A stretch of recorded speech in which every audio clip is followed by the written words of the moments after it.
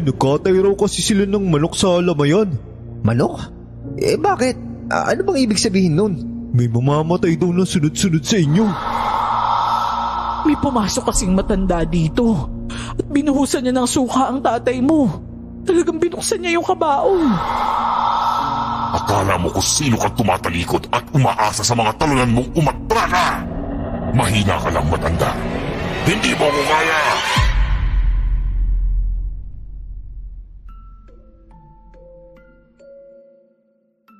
Naniniwala ba kayo sa mga pamahiin tungkol sa patay? Katulad na lamang ng pagkatay ng manok sa lamayan. O di kaya ang paggulay ng labong kapag may kamag-anak ka na namatay. Nangyari ito sa amin noon dahil sa pagsuway namin sa mga pamahiin. Hindi lang yung tungkol sa manok at labong, kundi sa iba pang klase ng pamahiin na hindi pwedeng gawin. Upang lubos na maunawaan ang buong detalye, tunghayan nyo na lamang ito. Ako nga po pala si Vincent, at ito ang aking kwento. Bago ko po simulan ng istorya, huwag kalimutang mag-subscribe bilang suporta sa ating channel. Ayan, tol. Nasama na tayo sa tinanggal sa trabaho. Ano nang gagawin natin? Di ko alam. May ipon ba naman ako? Pero mabilis maubos yun kung walang pumapasok sa bulsa ko. Ay naku, saan kaya tayo maghahanap nito? May mga problema pa naman kami financially sa probinsya. Yung bunso namin kapatid panay ang balik sa ospital. Tapos yung panganay namin nakalamay pa. Saklap naman yan. Ganyan talaga nangyari sa inyo? Para kami sinumpa, di ba? Ang hirap umusad ngayon, tol. Tapos may ininda pa akong ganito sitwasyon. Masakit na nga, mahirap pa. Kakalibing lang ng tatay ko, sinundan pa ng panganay namin. Tapos yung bunso, ganun pa. Ay, sinabayan pa ng trabaho. Mapapatanong ka na lang talaga eh. Ano pa talaga kasalanan ko? Ano ba nangyari? Bakit sunod-sunod naman yata yung nawala sa inyo? Sabi mo nung nakaraang buwan pa, lolo mo naman yung nawala. Tapos tatay mo naman? Tapos ngayon, panganay mo na kapatid? Nagkatay raw kasi sila ng manok sa lamayan. Bawal pala yun. Pamahiin ng mga matatanda. Manok? Bakit? Ano bang ibig sabihin nun? May mamamatay daw na sunod-sunod sa inyo. Hala, totoo ba yun? Ano bang connect nun? Hindi ko rin alam eh. Kasi manok lang naman yun, di ba? Pero bawal pala. Sige na. Mukhang uwi muna ako nito. Sa kaibigan ko lang nadinig ang pamahiin na yon. Kahit sinong makarinig ng kwento niya, talagang nawiwindang sa sunod-sunod na pagkawala sa pamilya niya. Hindi ko naman akalain na pagsapit ng hapon sa unang araw na tanggal kami sa trabaho, makakatanggap din pala ako ng masamang balita. Hello? Nay, napatawag ka po. Anak, ang tatay mo, anak. Ho? Bakit ho? Ano nangyari kay tatay? Dinala namin siya sa ospital kaninang tanghali. Dahil nadatnan namin siya ng kapatid mo sa kaingin. Wala siyang malay. Ano ho? Ano ho ba? Ayos lang po ba siya? Anak, kasi pagdating namin sa ospital, hindi na siya humihinga. Nay, huwag naman ganyan balita oh. Sigla-sigla pa ni tatay. Pasensya ka na, anak, ha? Hindi ko kasi alam kung paano ko sasabihin sa'yo. Kung paano ko dadahan-dahanin. Pero yun kasi ang totoo. Wala na ang tatay mo. Alam ko na.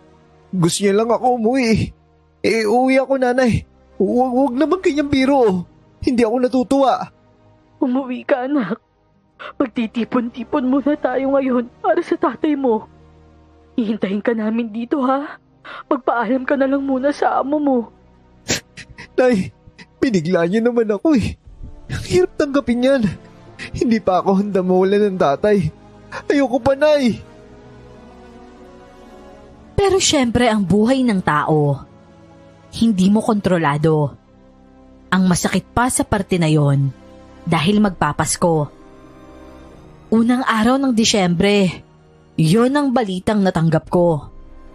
Tapos, natanggal pa ako sa trabaho. Umuwi ako sa probinsya noon pagkatapos ng 5 araw na paghihintay ng biyahe sa tiket ko. Magpapasko kasi kaya pilahan ang pagkuha ng tiket noon.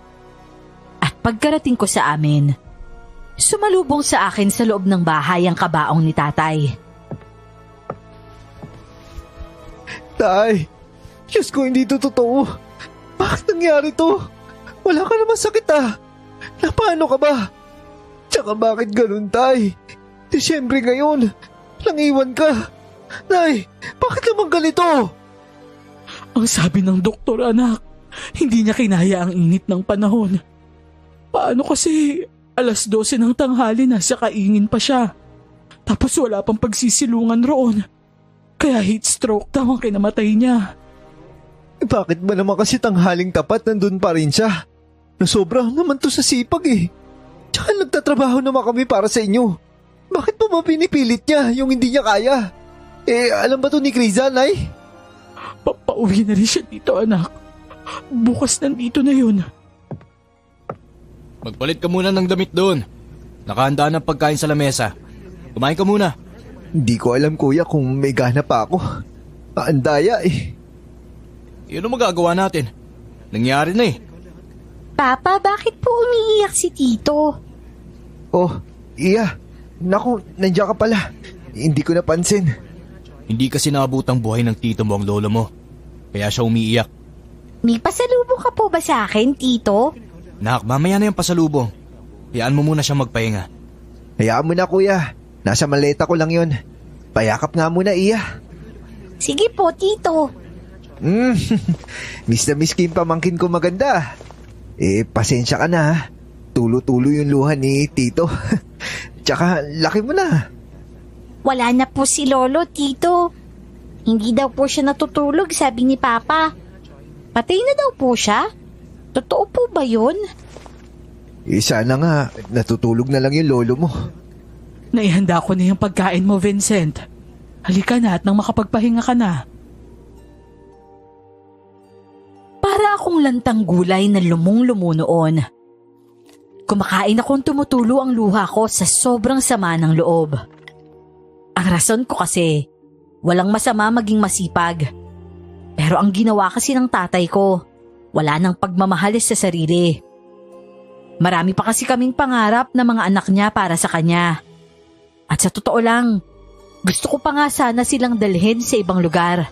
Para naman hindi lang probinsya namin ang lugar na nasilayan nila. Pero mukhang sa nanay na lang namin yun magagawa. 3 kaming magkakapatid. May pamilya na ang panganay namin. Tapos ang bunso naming kapatid na si Kriza. Katulad ko na nagtatrabaho rin sa Maynila. Call center naman kasi siya roon. At ako naman, nagtatrabaho bilang gwardya sa isang mall. Pero natanggal nga ako. Ida, pudpud na ang kandila ni Nestor dito. Bawal ito mapatayan ng kandila, hindi ba? Abay, wala na agad. Ang bilis namang maubos niyan. Sandali lang at papalitan ko. Marami pa bang kandila dyan, Nay? Pupunta kasi ako ng bayan. Bibili na ako. Ewan ko nga ba, Albert? Meron pa yata doon, pero parang pang 1 araw na lang. Sige. Bibili ako mamaya. May gusto ba kayong ulam mamayang gabi? Gusto niyo ng manok? Bili ako ng buhay. Kakatayin natin. Manok? Naku, kuya. Wag yan, masama daw yan. Bakit masama? Kasi yung kaibigan ko, nagkatay daw sila ng manok nung namatay yung lolo niya. Kaya pagkatapos malibing yung lolo niya, namatay yung tatay niya. Matapos ng tatay niya, namatay naman yung panganay niyang kapatid. Nakalamay rin yun ngayon. Tapos yung bunso niya kapatid nasa ospital pa. Diyos ko naman, Vincent. Napakasaklap naman yan. Totoo? Dahil talaga yun sa manok? Baka nagkataon lang. Sira, bawal magkatay ng manok sa lamay. Magsusunod-sunod kayo niyan. Kung ganun, wag na lang manok, Albert. Baka kasi totoo mahirap na. Sige, hindi na ako bibili ng manok. Baboy na lang. Buti na lang, anak, at may alam ka kaagad. Nakakaawa naman ang kaibigan mo. Kakakwento niya lang sa akin nun eh. Tapos pagsapit ng hapon, tumawag ka. Awang-awa pa nga ako sa sitwasyon niya eh. Tapos ako pala, mawawalan din ng tatay. Maraming bawal sa patay. At isa na doon ang iwan ito at tulugan. Kailangan talaga may magpupuyat at yun ang dahilan kung bakit maraming manunugal sa lamay. Kinagabihan noon, isa ako sa nagpuyat kay tatay. At kahit paulit-ulit na sinabi sa akin na magpahinga na, ang ginawa ko, nakipaglaro ako sa mga kakilala ko roon. Vincent, nasaan ang nanay mo? Ho? Baka ako nasa kusina. Baka ako nag-aasikaso ng pangkape sa magpupuyat. Walang tao sa sala kung saan ang tatay mo. May pumasok na matanda roon. Akala ko po ba nandun si Kuya Albert? Tsaka sino naman po matanda yun? Nandun sa loob. Puntahan mo na lang. Hinahanap ko ang nanay mo. Hindi ko kasi mahanap. Papa! May aswang po dito, Papa! Anak na, nasaan ba si Kuya? Kuya! Nagkagulo din ang mga tao noon nang marinig ang sigaw ni Iya. Nahuli pa ako noon dahil may tumakbo na sa loob ng bahay at talagang sumalubong sa akin ang amoy ng suka. Tapos naririnig kong may nagagalit sa taong pumasok roon. At isang matandang babae nga ang nakita ko. Ano nangyari? Ano nangyari? Nagbanyo lang ako Iya, ano nangyari? Siya po. Binuhusan niya po ng suka si Lolo Nestor. Ano? Ano ba kaguluhan ang nangyayari dyan? Teka nga sandali. Ano yung naaamoy kong amoy suka? Ano? Lola, bakit niyo ho ginawa yun? Sino ho ba kayo? Aalis na ako. Tumabi kayo dyan at dadaan ako. Ano hong tabi? Naku, yan na nga ang sinasabi ko. Huwag niyong iwan ng patay. Binuhusan niya ng suka? Bakit niya binuhusan ng suka? Sandali nga, Lola. Magalang ako sa matanda Pero bakit mo to ginawa sa tatay namin? Wala ka bang respeto? Binuhusan mo ng suka ang nananahimik naming ama. Ano ba problema mo, ha? Diyos ko po naman, Lola. Basang-basa ang asawa ko. Basta't aalis na ako. Paalisin niyo na ako. Hindi ka aalis, Lola. Hanggat hindi mo sinasagot yung tanong namin. Hindi ako sasagot dahil nagagalit kayo. Aalis na ako. Hindi ka aalis. Pambabastos nung ginawa niyo sa amin. Basta't aalis na ako. Diyan na kayo. Abay, pigilan niyo naman siya. Hindi naman pwede ang ganyan. Hoy, Lola! Bumalik ka dito! Nay! Hayaan mo na! Parang kulang siya sa pag-iisip eh.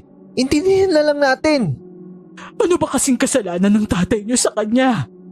Patay na nga yung tao, binabastos pa. Nakakainis. Ang hirap magtimpi Kung hindi lang matanda yun. Binugbog ko na yun eh. Ano ba kasing nangyari? Nasaan ka ba? Nagbanyo lang ako, Nay. Iniwan ko muna si tatay kay Iya. Hindi naman pwede na tawagin ko si Vincent Naglalaro sila doon. Hindi ko naman nakalain na may papasok na ganun. Nangamoy suka si tatay. Sabaw na sabaw siya dyan sa kabaong niya. Tara, linisin natin. Magkahalo na yung amoy ng formalin tsaka suka. Anak, dun ka muna sa kusina sa nanay mo. Mabaho rito. May hilo ka. Tara. Linisan na natin. Kabad trip naman ang matandang yun. Nawalan ako ng galang Kahit sino naman nun mababad trip talaga. Kinokontrol ko lang ang inis ko at inisip na lang na matanda siya. Nagtulong-tulong na lang kami ng kapatid ko noon na alisin ang sabaw na suka mula sa kabaong ni tatay. Si nanay talaga nun emosyonal. Dahil habang tumutulong siya, panay ang iyak niya sa sobrang awa niya kay tatay. Ayan na, malinis na. Ako na lang magbabantay kay tatay. Dito na lang ako sa loob. Baka bumalik na naman yung matandang yun Pero nakapagtataka. Bakit kaya kahit isa sa mga tao sa labas hindi man lang napansin yun? Saka lang nalaman nung sumigaw si Iya. Tanong ko rin yan Pero umalis na kasi yun. Wala nang sasagot. Ayaw din niya sumagot. Kinabukasan naman, Dumating ang bunso namin na galing din sa Maynila. Mas malala ang naging reaksyon niya dahil halos lahat ng tao sa lamay nahawa sa iyak niya. Mas masakit para sa kanya lalo na't kahinaan niya ang sama ng loob. Kung hindi ako handa mawalan ng ama, mas hindi siya handa. Sa amin kasing magkakapatid, siya ang higit na binibigyan ni tatay ng atensyon. Nag-iisang unika iya kasi siya, kaya busog sa pagmamahal ng ama. Ano ba naman yun, Tay? Sobrang daya mo naman. Hindi mo man lang ako hinintay. Marami pa akong pangarap at kasama ka dun. Paano na lang yun? Pinag-aaral mo nga ako para magkaroon ako ng diskarte sa buhay. Kasi, di ba sabi mo, ako yung pag-asa mong makaangat sa hirap? Ngayon na nag-uumpisa na kami, tsaka ka naman ang iwan. Grabe naman, napakadaya mo. Paano na lang yun? Wala na akong matatawag na tatay. Paano ko sasanayin yung sarili ko sa ganon? Nang iwan ka na lang bigla. Hindi ako sanay sa ganito, Tay. Tsaka, ano ba kasing nangyari? Bakit na may suka dito? Para naman akong umiiyak nito sa kinilaw na may. Munyemas ka talaga, Kriza. Anong kanilaw lama? Ang awkward naman itong naiyak ng natatawa. Ano ka ba? Ano bang sinasabi mo dyan na kinilaw na ama? May pumasok kasing matanda dito at binuhusan niya ng suka ang tatay mo. Talagang binuksan niya yung kabaong. Ano ho? Paano naman nakapasok yun? Wala bang bantay dito? Naiwan nga lang saglit Nasa kusina kasi ako. Ano ho bang ginagawa ng dalawang to? Nasa banyo ako. At ikaw naman, Kuya Vincent? Naglalaro yan sa labas. May bantay dito Kampante naman ako dun. Kasalanan ni Kuya kasi hindi ako tinawag Bakit naman kita tatawagin? Nandito si Iya. Tsaka, hindi naman ako magtatagal sa banyo. Kaya nasasalisihan kayo Kawawa tuloy si tatay, nag-amoy suka na. Kakainis talaga kayo. Pasensya ka na, Tay, napabayaan ka tuloy ng panandalian. Pagsapit naman ng gabi, walang nanggulo sa kabaong ni tatay. Pero oo, umalulong ang mga aso noon na naging dahilan ng pagkakuha ng atensyon ng mga manunugal. Tapos may taong dumating pa noon na sinasabing hinahabol daw siya ng aswang. Nay, lagi bang ganito dito? Ganyan yung alulungan ng mga aso? Hindi naman lagi pero oo. Ilang beses na yung may umaalulong. Nay, may sugat si Manong Kaoy sa braso. Kakaibang sugat niya. Oh, talaga? Aba ano raw ang nakasugat? Tignan ko nga. Sabi niya kasi hinabol siya ng aswang Narinig ko habang paparating siya. Pumasok si Manong Kaoy noon sa loob ng bahay kung saan nagbabantay roon si Kriza at Iya. Kasama rin ng mga ito ang asawa ni Kuya Albert. Pumasok rin kami ni Nanay, nakakapamigay lamang ng mga baso ng kape. At doon sa loob, nakita namin ang nagdudugong sugat ni Manong Kaoy sa braso. Bakit parang kuko ito? Iba ang sugat ng kutsilyo o itak Hindi naman ito ganito kalalim kung kawayan lang. Iba to Naku, ang dami ng dugo niya. Kailangan natin linisan yan. Sandali lang. Kukuha ko ng igagamot dyan. Tita Kriza, natatakot po ako. Kriza, doon muna kayo sa kwarto para hindi niya makita ang dugo. Ako naman noon, inusisa ng inusisa si Manong Kaoy. Nagkwento naman siya tungkol sa aswang na ayun nga raw. Hinabol raw siya at muntik pang maabutan. Kung saan-saan daw siya nagsusuot noon. Kaya pala marami rin siyang putik dahil gumapang pala siya sa palayan. Akala niya raw katapusan na niya. Pero mabuti na lang. Malapit na siya sa bahay kaya sinikap niyang makarating. Ayon sa kanya, hindi niya raw nakita ang aswang dahil madilim. Pero napakatibay ng ebidensya na napakadelikado itong makainkwentro. Grabe, first time ko makarinig ng ganitong pinagdadaanan Mabuti na lang talaga't nakatakas siya. Sino naman kaya ang aswang na yun, ano? Ang agresibo naman yata niya. Kung ganitong may ganun dito, kailangan talaga mag-ingat ang mga taong nasa labas. Binigyan namin ng damit pamalit si Manong Kaoy at hinayaang makapagpahinga.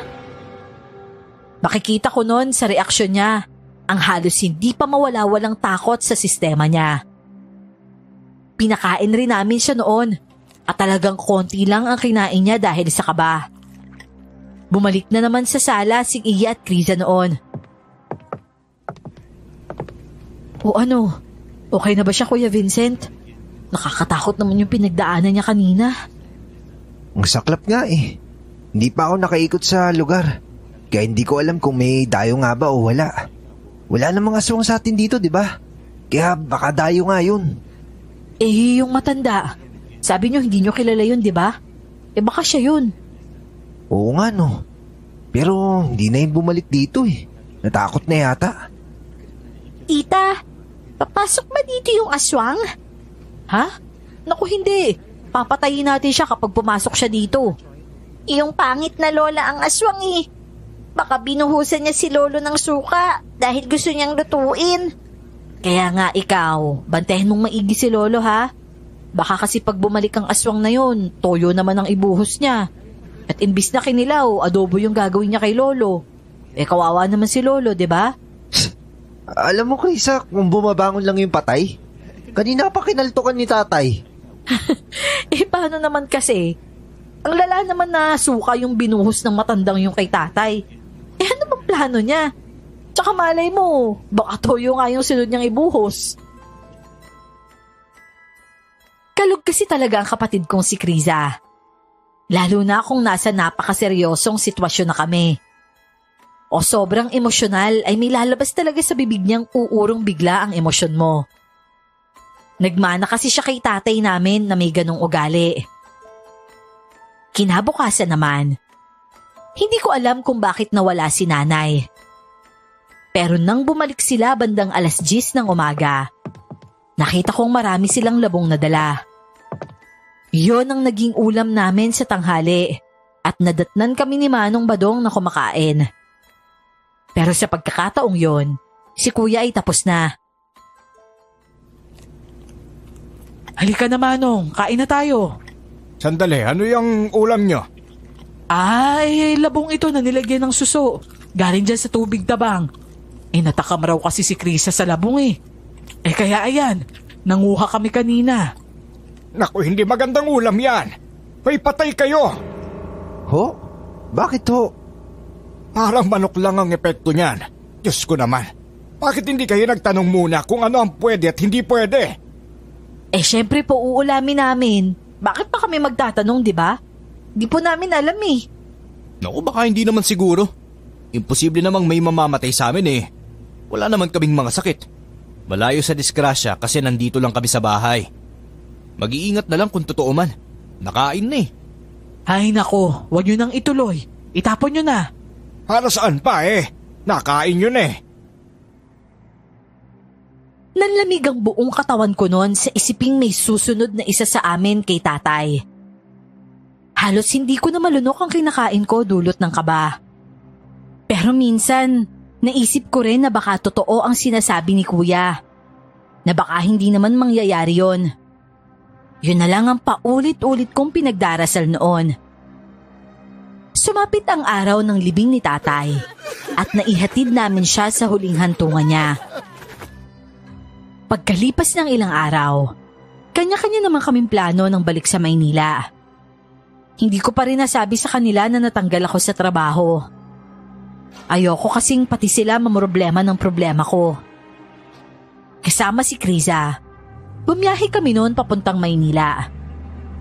Nagsabay na kami pero sa kasagsagan ng biyahe, biglang may truck na napaiba ng daan at sasalubong ito sa bus namin. Umiwas ang bus at sa sobrang pag-iwas nito, tumagilid ito sa daan. Dumagan si Kriza sa akin at nahulog pa ang maleta sa kabila. Bumagsak yun sa likod niya. Aray ko, Kuya Vincent. Ano, Krisa? Ayos ka lang ba? Natamaan ako sa likod, kuya. Sobrang bigat nitong maleta. Sandali lang. Hindi kasi maayos yung posisyon ko dito eh. Kaya mo bang itulak tong maleta?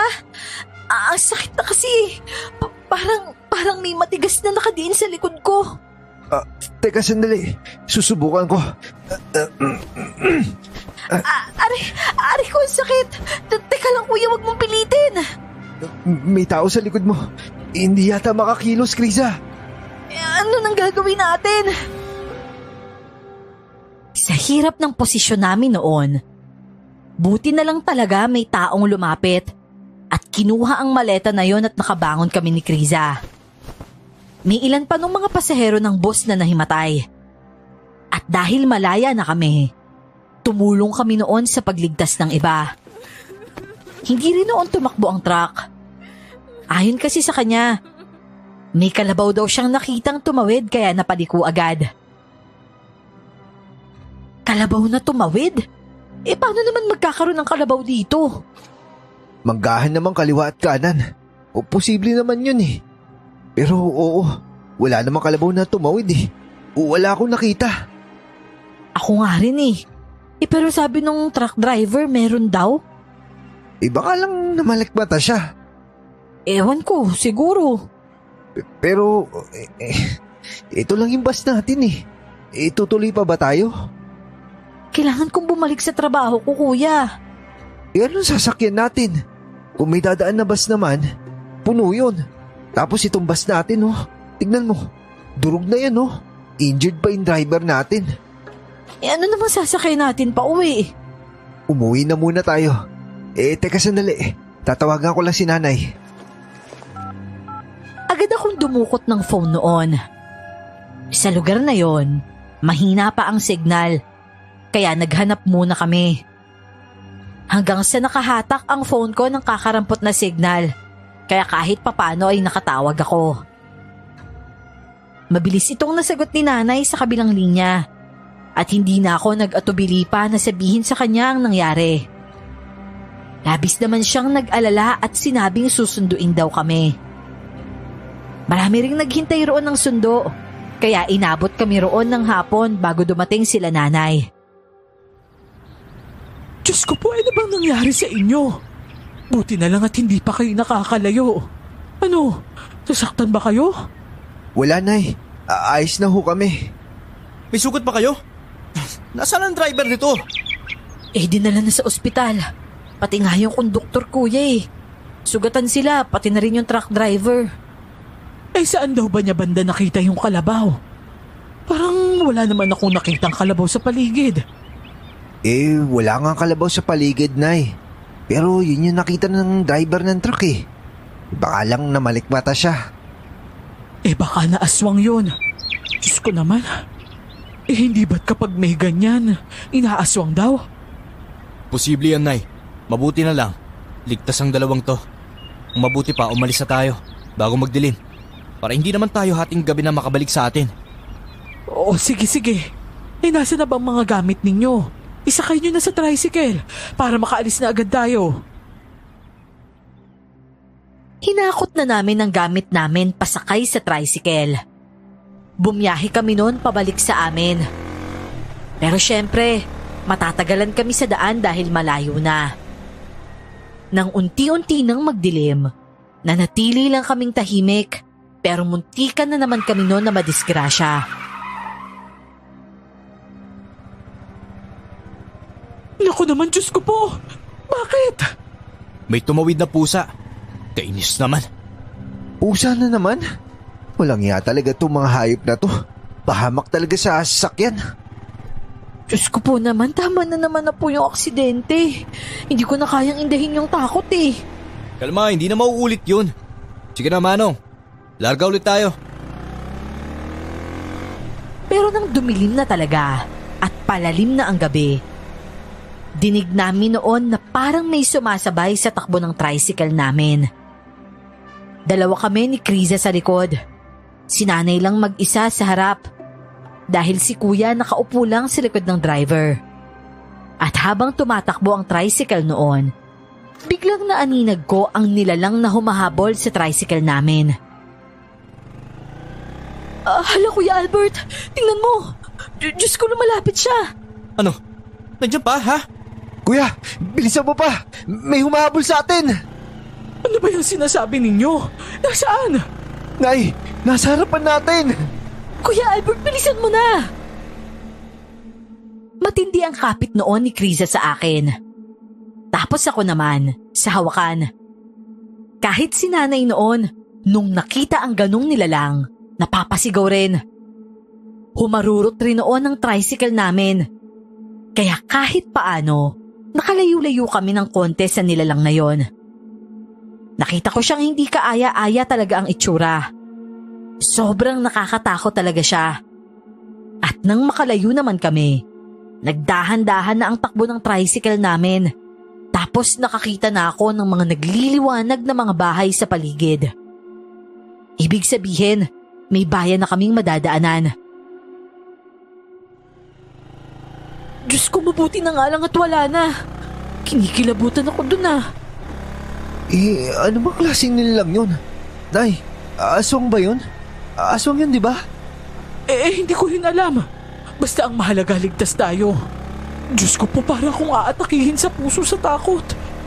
Daan nga muna tayo sa tindahan. Bili tayo ng tubig. Parang ang hirap humingi. Dumaan nga kami sa tindahan noon. Lahat kami noon pawis at takot. Naparami rin ako ng inom ng tubig. At si Kriza, halatang hirap i-handle ang kaba niya. Kaya hingimas ko na lang din ang likod niya. Dahil nakatayo siya, inalalayan din siya ni Kuya na makaupo. Hindi naman kami nagtagal doon at tumatakbo rin kasi ang oras at lumalalim ang gabi. Naging matiwasay ang takbo ng tricycle namin sa gabi. Pero pagdating sa bahay, isang nakakawindang na pangyayari ang aming nadatnan na talagang ikinadurog ng puso naming lahat. Anong nangyari? Bukas ang pintuan pero walang ilaw sa loob. Oh, nasa sila Ate Elisa? Ate Elisa? Iya? Nandito na kami! Pumasok na nga kayo. Ano pa bang sinisilip-silip nyo dyan?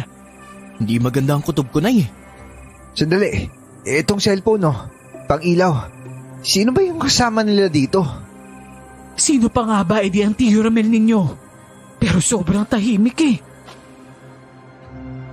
Pero nang pumasok kami, para akong pinagsakluban ng langit at lupa nang makitang may mga dugo na nagkalat sa loob ng bahay namin. Si Kuya noon nanginginig na ang kamay na may hawak ng cellphone ko at tinututukan ang mga nagkalat na dugo. Elisa! Hindi to sa inyo, di ba? Ate! Diyos ko, sumagot naman kayo! Ano bang ibig sabihin ng dugo na to? Ate Elisa! Iya! Nasaan ba kayo? Nandito na ulit si Tito! Bumalik na kami! Elisa! Hanggang di ko narinig ang boses nyo. Elisa! Iya! Diyos ko, magin ako magtabahan. Tay! Iya! Iya po! Iya! Nasaan ka? Nasa kusina siya, Kuya Vincent. Doon nagagaling yung boses niya. Agad na tumakbo si Kuya noon, papunta sa kusina. Dahil dala niya ang ilaw, dumilim sa parte namin. Ako naman, umikot sa kabilang lamesa dahil nasikipan sila sa maliit na espasyo papuntang kusina. At dahil doon ako dumaan, may nasagi ang paa ko na katawan ng tao at doon ako nadapa. Rico? Vincent, na paano ka? Papa, may pangit na nilalang na pumasok dito. Anong nilalang? Ano ba to? Katawan? Ano? Katawan? Carissa, itutok mo nga yung ilaw dito. Oo, sige. Diyos ko po! Nanay! Kuya Albert, Diyos ko! Tio Romel! Ate Elisa! Diyos ko, bakit ganito yung sitwasyon mo? Kuya! Kuya, si ate! Anong nangyari? Kuya, si Ate at Tio Romel! Tingnan mo dito! Elisa? Diyos ko, Elisa! Ano nangyari sa'yo? Bakit? Sino gumawa nito? Elisa, Diyos ko, duguan sila. Ano nangyari sa kanila? Romel, tingnan niyo't makabuhay pa sila. Kakalibing lang ni Nestor, Diyos ko. Huwag naman kayong ganyan. Akalain mo nga naman sa gabing yon, 2 agad ang nawala sa amin. Sobrang nanlulumo kami noon. At ang kuya ko, halos mabaliw dahil sa sinapit ng asawa. Ang sitwasyon kasi nila, hindi talaga normal. Puno ng saksak ang mga katawan nila, pero hindi gawa sa ordinaryong patalim. May mga kalmot pa kasi sila. At dahil sa nakita naming yon, mabilis naming sinuri si Iya kung may galos. Mabuti na lang talaga at wala. Pero sobrang saklap ang nangyari talaga. Naawa ako sa kuya ko na halos durugin niya ang katawan ng asawa niyang walang buhay sa yakap. Iya? Anong nangyari dito? Anong nakita mo? May pangit na pumasok dito. Sinaktan niya si Mama at si Lolo Romel. Tapos ako, gusto niya rin akong saktan pero nagtago ako doon. Diyos ko po, bakit naman ito nangyayari? Kawawa naman si Elisa at Romel. Magbabayad ang gumawa nito. Nagyan siya. Magbabayad siya. Dahil sa nangyari, pinagsabay namin ang pagre-report sa pangyayari na yon. Nais naming malaman kung sino ang salarin ng pagkamatay nila Ate Elisa at Tio Romel. Mukhang hindi yun ordinaryong tao lang. At habang nasa morgue noon ang 2 bangkay, ilang beses humarap sa mga polisiya. At natatakot ito sa presensya nila, kaya mahirap itong kuhaan ng statement talaga. Hindi nito pinapaliwanag ang tungkol sa pumatay sa nanay niya. At umiiyak lang ito ng umiiyak. Paano na natin mabibigyan ng hustisya si ate? Si Iya lang talaga yung witness. Kakausapin ko siya ng solo. Ire-record ko na lang. Oo, sige. Para naman may mapanagot tayo. Naaawa ko kay Kuya Albert eh. At nasasaktan ako para sa kanila ni Iya. Kakainis. Hindi talaga ako papayag na hindi nasisingil yung mga hayop na yon. Ongoing ang kaso habang pinaglalamayan si Ate Elisa.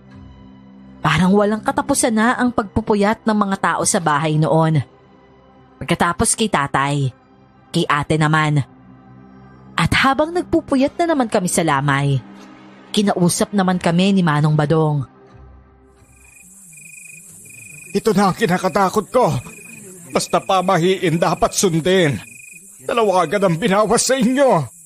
Kung alam lang talaga namin, hindi na kami kumain ng labong. Masakit to para sa anak ko at sa pamilya ni Romel.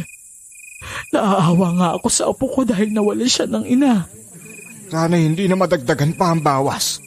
Sana, sapat na ang 2 at mag-ingat kayo parate. Sa totoo lang nakakapagod na ngang umiyak eh. Hindi pa ako lubos na nakakapagpahinga sa asawa ko tapos ngayon, sa manugang ko naman. Yung anak ko hindi ko na rin maintindihan. Ayaw niya kumain dahil sa sama ng loob. Habang nakalamay kasi ang asawa ni Kuya, halos hindi ito umaalis sa tabi ng kabaong ng asawa niya. Hindi na siya kumakain at parang nakalimutan na may anak siya. Si Criza na lang ang nag-alaga kay Iya na nagpapapansin naman sa ama. Kapag hindi ito kinakausap ng tatay, umiiyak ito kaya talagang nakakaawa. Kuya, kailan mo ba balak kausapin si Iya? Asawa mo na lang yun nawala pero may anak ka pa. Hindi siya basta asawa lang. Asawa ko siya. Importante siya sa buhay ko, Vincent. Oo nga kuya, alam ko yun. Pero paano si Iya? Pwede ba hayaan mo muna ako? Nasasaktan ang loob ko. Papa? Halika na, Iya. Laro na lang tayo sa labas. Kuya Vincent, hayaan mo na lang muna yan. O sige. Tara, Iya. Magluluto ako ng pagkain. Anong gusto mo? Kami na lang talaga ang umintindi noon sa kanya. Hanggang sa dumating ang oras na hindi na niya kinaya. Natumba na lang siya sa kinauupuan niya dahil nahimatay na siya sa gutom. Pinagtulungan na lang namin siya noon na ipasok sa kwarto niya. At ang nagbabantay naman doon, anak niya. Dahil naman sa tulog siya, kami ang nagbantay sa kabaong ni Ate Elisa. Sinisigurado namin na kahit isa sa amin, may maiwan para lang magbantay. Pero hindi sa lahat ng oras matibay ang pagbabantay. Dahil nasalisihan pa rin talaga kami. Sandali lang akong kumuha ng pagkain sa kusina noon. At si nanay nag-aasikaso din doon. Si Kriza naman, binibihisan si Iya sa kwarto. At pagbalik ko ng sala, naamoy ko agad ang suka. Ala, bakit amoy suka? Hoy, ang patay nyo! Binubuhusan na naman ng suka! Ano? Hoy, Lola! Hoy! Bumalik ka dito, hoy! Sandali, Manong! Pigilan niyo muna yan! Abay, ba't ang bilis kumilos nun? Kakainis naman! Kumuha lang ako ng pagkain eh! Ano? Hindi niyo ba yun nakita? Ako hindi ko nakita. Huli na. Kakarating ko lang din. Ano na naman ang nangyari? Bakit amoy suka na naman ang buong bahay natin? Pumasok na naman yung matanda, Nay. Hindi ko nga alam kung bakit ang bilis nun eh. Ang bilis dumating tapos ang bilis niya umalis. Ano na naman bang iniingay nyo dyan? Tsaka ang baho ah. Ano yun? Parang formally na parang may amoy suka. Ba't sobrang baho? Diyos ko naman, may sabaw na naman ang suka dito sa kabao ng ate ninyo. Nasaan na ba yung matanda? Hindi nyo ba nahabol? Kakainis. Ang bilis nga umalis na eh. Anong sabi nyo, Nay? Maraming suka. Patingin nga ako. Apakabastos naman nun. Eto buti na lang talaga tulog ang kapatid ninyo. Pero paggising niya magwawala yun dahil sa ginawa dito sa asawa niya. Itulungan nyo na nga lang ako maglinis dito. Tulad ng kung ano ang ginawa namin kay tatay. Ganun din ang ginawa namin kay ate. Tapos matindi pa ang pag-alulong ng mga aso nung gabing yon. Kasabay ng pag-alulong ng mga aso, may tunog pa ng uwak.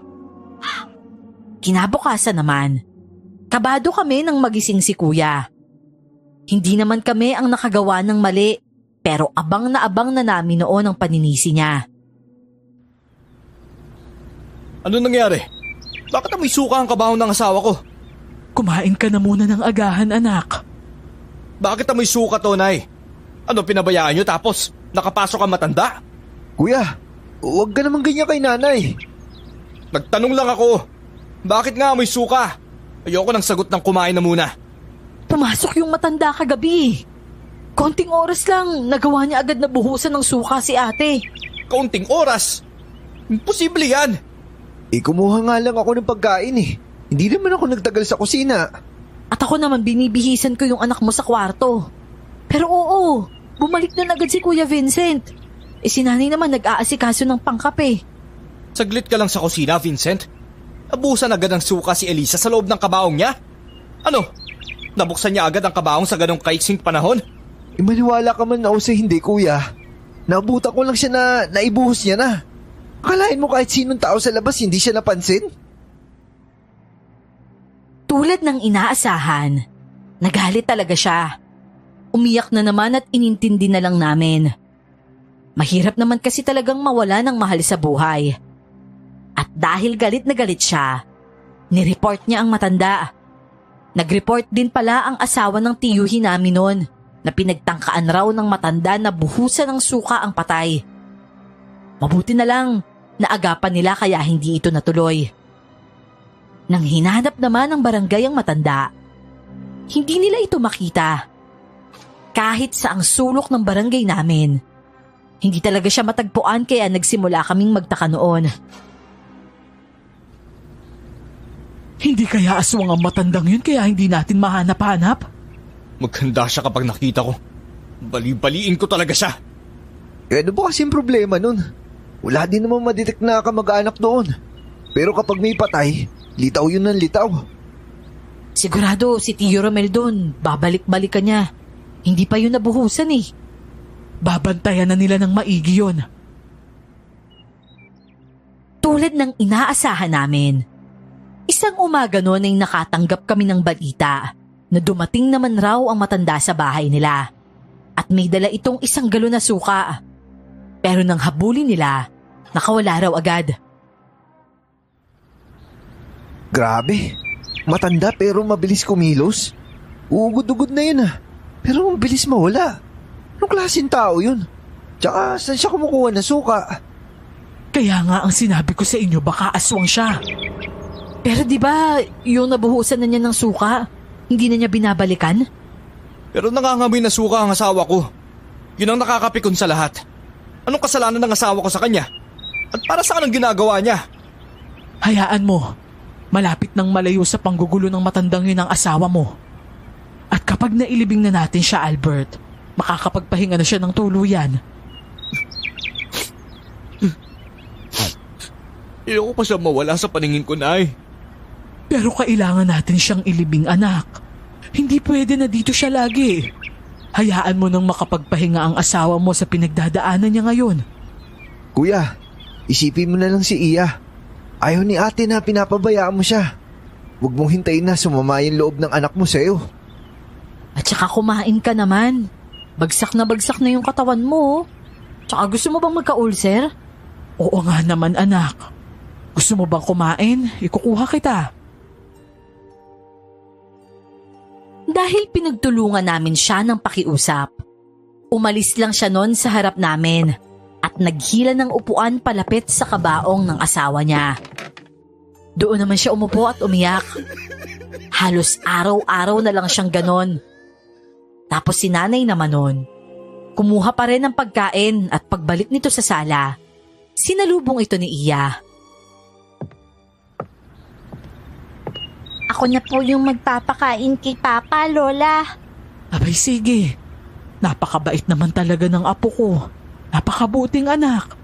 O sige na, ikaw nang magpakain sa papa mo. Naaawa na ako kay Iya, Kuya Vincent. Ako nga rin Pero naintindihan ko din si Kuya. Durog yung puso niyan. Kung ako'y nasa kalagayan niya, alam ko ganyan din yung pakiramdam ko. Ano ba yan? Malapit na ang Pasko tapos ganito tayo. Sakit talagang isipin. Wala si tatay, wala rin si ate. Yung pangarap natin sa Pasko ngayong taon, wala na, sirang-sira na. Ano magagawa natin? Nangyari na Kain ka na po, Papa, Masarap po yung pagkain. Sige, ilagay mo din dyan, anak. Papa, kapag hindi ka kumain, mamamatay ka Iiwan mo na rin ba ako? Si Mama lang ba yung mahal mo? Ha? Hindi ka doon, anak. Wala lang akong gana. Hindi mo yata ako mahal Siyempre, mahal. Mahal na mahal ko kayo ng mama mo. Bakit ayaw mo kumain para sa akin? Kung ayaw mo kumain, ibig sabihin nun gusto mo nang mamatay. At kapag namatay ka, mag-isa na lang ako. Ibig sabihin dahil ayaw mo kumain kasi gusto mo na akong iwan. Hindi mo na ako mahal, Papa, no? Albert, anak, kumain ka na. Huwag mong hayaan na isipin yan lagi ng anak mo. Tsaka Kuya, nahihirapan din si Iya. Masyado pa siyang bata para dyan. At dahil naman doon, yumugyug na naman ang balikat niya ng umiyak.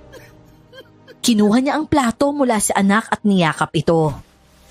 Nakakaiyak lang panoorin na humihingi siya ng tawad sa anak niya at pinipilit kumain na tulong-tulo ang mga luha. Bago sumapit ang Pasko, nangyari muna ang libing ni ate. Halos sumama nun si Kuya sa libingan nito sa sobrang pag-iyak. Ang sikip talaga sa dibdib na makita siyang ganon. Lalo na si Iya, na walang nagawa kundi isubsob ang mukha niya sa dibdib ko. Binuhat ko na lang siya para mayakap ko naman. Magpapayad ng gumawa nito sa'yo. Hindi ako titigil hanggat hindi ko siya masisigil. Albert, iho, isasara na nila ang libingan. Halika na. Hindi pa ako handa mo alis sa asawa ko. Paano kami niiya? Kuya, tara na. Hayaan mo na siyang makapagpahinga dyan. Tatakpan na nila yung libingan. Naghihintay na sila, oh. Tara na, kuya. Kuya, si Iya oh. Dito ka na. Krisa, hilahin mo nga yan. Hinila nga nila ni nanay si kuya noon. Sumalampak ito sa lupa matapos nilang mahila. Bumaba si Iya noon mula sa braso ko at yumakap sa ama. Nag-iyakan silang dalawa habang naghihintay kaming isara ang libingan ni Ate Elisa. Kinabukasan naman noon, si Tio Romel naman ang ililibing. Ubus na ang luha namin sa pagluluksa noon. At pagkatapos mailibing ang dalawa, sobrang nakakamatay ang Pasko naming pamilya. Naghanda kami noon pero konti lang. Pero ang hirap talagang indahin ng lungkot. Kahit kalalaki mong tao, hindi mo pa rin maiwasang bigla-bigla ka nalang hihikbi dahil kulang na kayo. Nakausap ko na yung amo ko. January na lang ako babalik. Pumayag naman siya, buti na lang mabait yun. Mabuti naman kung ganun. Sa'yo kuya, parang hindi naman kita nakikitang tinatawagan mo siya sa phone na. Sa totoo lang, Krisa, natanggal talaga ako sa trabaho. Ha? Bakit? Maayos ka naman magtrabaho, di ba? Nagbabaw sila eh. Kasama ako. Siyempre, maiiwan lang yung mga malalakas yung backer. Ano pa magagawa ko? Ganun ba? Alam na ba ni nanay? Hindi naman niya kailangan malaman yun eh. Pagbalik ko dun, maghahanap na din ako ng trabaho. Mabilis naman ako makahanap eh. Pag makakaluwag-luwag ako, gusto ko nga silang dalhin dun eh. Maghanap ka na lang kuya ng trabaho na malapit sa akin para iisang bahay na lang tayo. O sige, kakausapin ko si Bob. Kung nandun pa siya, parehas lang kami ng problema nun eh. Tungkol sa pamilya. Akala namin noon, tapos na ang problema namin.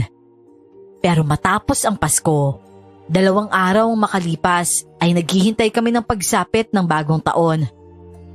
Nag-umpisa ang pag-ubo ni kuya. Nag-alala naman kami agad dahil nga matindi ring parusa ang ginawa niya sa sarili niya. Ano Kuya Albert? Ayos ka lang ba? Oo naman. Malamig kasi. Si Iya. Nandun sa labas kasama ni nanay. Ganun ba? Gawa ka nga ng salabat? Yan na nga ba sinasabi ko, kuya? Pinabayaan mo na naman yung sarili mo. Kasi baka mamaya mapaano ka na yan, ha? Ubot sipon lang to. December. Malamig. Ganun talaga. O sige kuya, gagawa ko ng salabat para sa'yo. Si Chris rin ang nag-alaga sa kanya noon. Hindi talaga namin siya pinabayaan dahil mahirap na. Natatakot kami na may susunod na naman. Tutok na tutok kami kay kuya noon na parang alam naming siya ang susunod. Tapos isang araw noon, nang nagkataon na lumabas ako ng bahay, hindi ko inasahan na makakasalubong ko ang matanda. Lola, teka lang po sandali. Bakit? Aawayin mo ba ako? Gusto ko lang malaman kung ano yung dahilan mo. Bakit mo ginagawa yung sa patay namin? Hindi ko ipapaliwanag dahil nagagalit ka. Hindi ako nagagalit, Lola. Nagtatanong lang po ako. Nagagalit ka? Hindi nga po. Basta't nagagalit ka, alam ko. Hindi nga ho. Ba't mo ba ang kulit nyo? Alam mo ba na tinutugis ako ngayon? Nireport nyo kasi ako. Kasi nga ho, hindi ho maganda yung ginagawa nyo. Pero may pag-asa pa ho kayo. Magpaliwanag ka lang sa amin. May pag-asa ka dyan. Kahit hindi ako magpaliwanag, hindi naman ako mahuhuli. Pumalis ka nga dyan at dadaan ako. Ugod-ugod siyang lumapit sa akin at tinabig pa ako na parang bata. Nang akma ko siyang huhulihin, tumakbo siya. Yung takbo niya takbo nga ng matanda At hindi naman yun mabilis tingnan. Pero nang hinabol ko, hindi ko pa rin talaga siya maabutan. Lola! Lola! Lola, nakikiusap naman ako na maayos oh. Isipin na lang natin na kailangan kong gawin yon. Bakit nga ho? Basta, maghirap ka muna sa kakaisip dyan. Dahil kasi inireport nyo ako. Ang sasama ng mga ugali ninyo. Napipikon ako nun sa totoo lang. Pero wala akong magagawa kung mapang-asar talaga siyang matanda. Isang gabi naman nun, nasa loob kami ng bahay lahat. Habang kumakain ay umaalulong nun ang aso namin. Tapos, tumutunog pa ang uwak. Nakaamoy kami ng nakakasulasok na amoy na naging dahilan ng paghinto namin sa pagkain. Ano ba yan? Bakit ang baho dito? Saan galing yan? Ewan ko nga rin eh. Parang bigla lang dumating. May umaangil sa labas. May halimaw yata. At magtakit kayo ng ilong. Takpan na lang yung pagkain. Diyos ko naman, bakit ba kasi ito nangyayari? Para tayong binubwisit na ewan. Ang sakit pa ng tiyan ko. O ano Kuya Albert? Ayos ka lang ba? Mahapdi ang sikmura ako eh. O tingnan mo, ayan ang resulta ng pagutom-gutom mo. Ayoko pong kumain, Papa. Sobrang baho po. Oo, takpan mo ang ilong mo. Krisa, iligpit mo na lang yung pagkain. Wala nang kakain yan. Ang sakit, sobra. Kuya, nagpapawis ka. Hala, Nay, ang lamig po ng pawis niya oh. Oh, matutumba. Krisa, tulong! Alalay muna oh. Diyos ko naman, Albert. Alalayan niyo siya at dalhin niyo sa kwarto. Yan kasi ang sinasabi ko eh. Napakatigas naman kasi ng ulo mo. Basang-basa na agad siya ng pawis. At saka, ang bigat niya. Umiiyak si Iya noon dahil sa nakitang nangyayari sa papa niya. Si nanay na lang ang umaasikaso sa kanya. Dahil kami ni Kriza ay inaalalayan namin si kuya papasok ng kwarto. Ang bigat niya talaga nun, hindi normal. Hirap na hirap kami ni Kriza noon na dalhin siya sa kwarto. At yung pawis niya talaga noon, tumatagaktak. Bakit ganito yung pawis niya, Kuya Vincent? Sobrang lamig naman yata. Oo nga eh. Pero aalis tayo bukas. Dalahin natin to sa ospital. Baka mamaya kung ano pala nangyari sa sikmura nito. Expected na naman yun eh. Mahaba rin yung pagpapagutom niya. Mahapdi sa sikmura yun. May budget ka pa ba dyan? Meron. May ipon pa naman ako eh. Tulungan na lang tayo, kuya. Parang kapos na rin yung laman ng bulsa ko eh. Labas ng labas yung pera pero wala namang pumapasok. O sige. Hindi nagtagal. Nawala nun ang alulong ng mga aso. Tapos nawala rin ang mabahong amoy. Hindi ko na rin narinig ang tunog ng uwak. Hindi na namin napansin yon dahil nga abala kami kay kuya. At kinabukasan, dinala nga namin siya sa ospital. Nalaman namin na meron siyang ulcer at talagang maraming gamot ang kailangang bilhin para sa kanya. Nanatili pa siya roon, kaya kami naman, panay ang pabalik-balik sa bahay at ospital. Bakit? Hindi na lang tayo umuwi. May mga hinihintay pa kasi tayong result mo. Tsaka isa pa, hindi maganda yung kalagayan mo. Ramdam mo naman yun, di ba? Naiwan si nanay at iya sa bahay. Natatakot ako na baka maulit na naman ang nangyari noon. Sa gabi, Kuya Albert, uwi ako dun para masamahan sila. Huwag ka magalala. Hindi ko sila hayaan mapahamak. Hindi na mauulit yung dati. Para sigurado, umuwi na lang tayo. Tama na, Kuya. Namatigas yung ulo mo. Nakakasawa na kayo magpaintindi sa inyo ng mga dapat mong maintindihan. Naninisi ka na?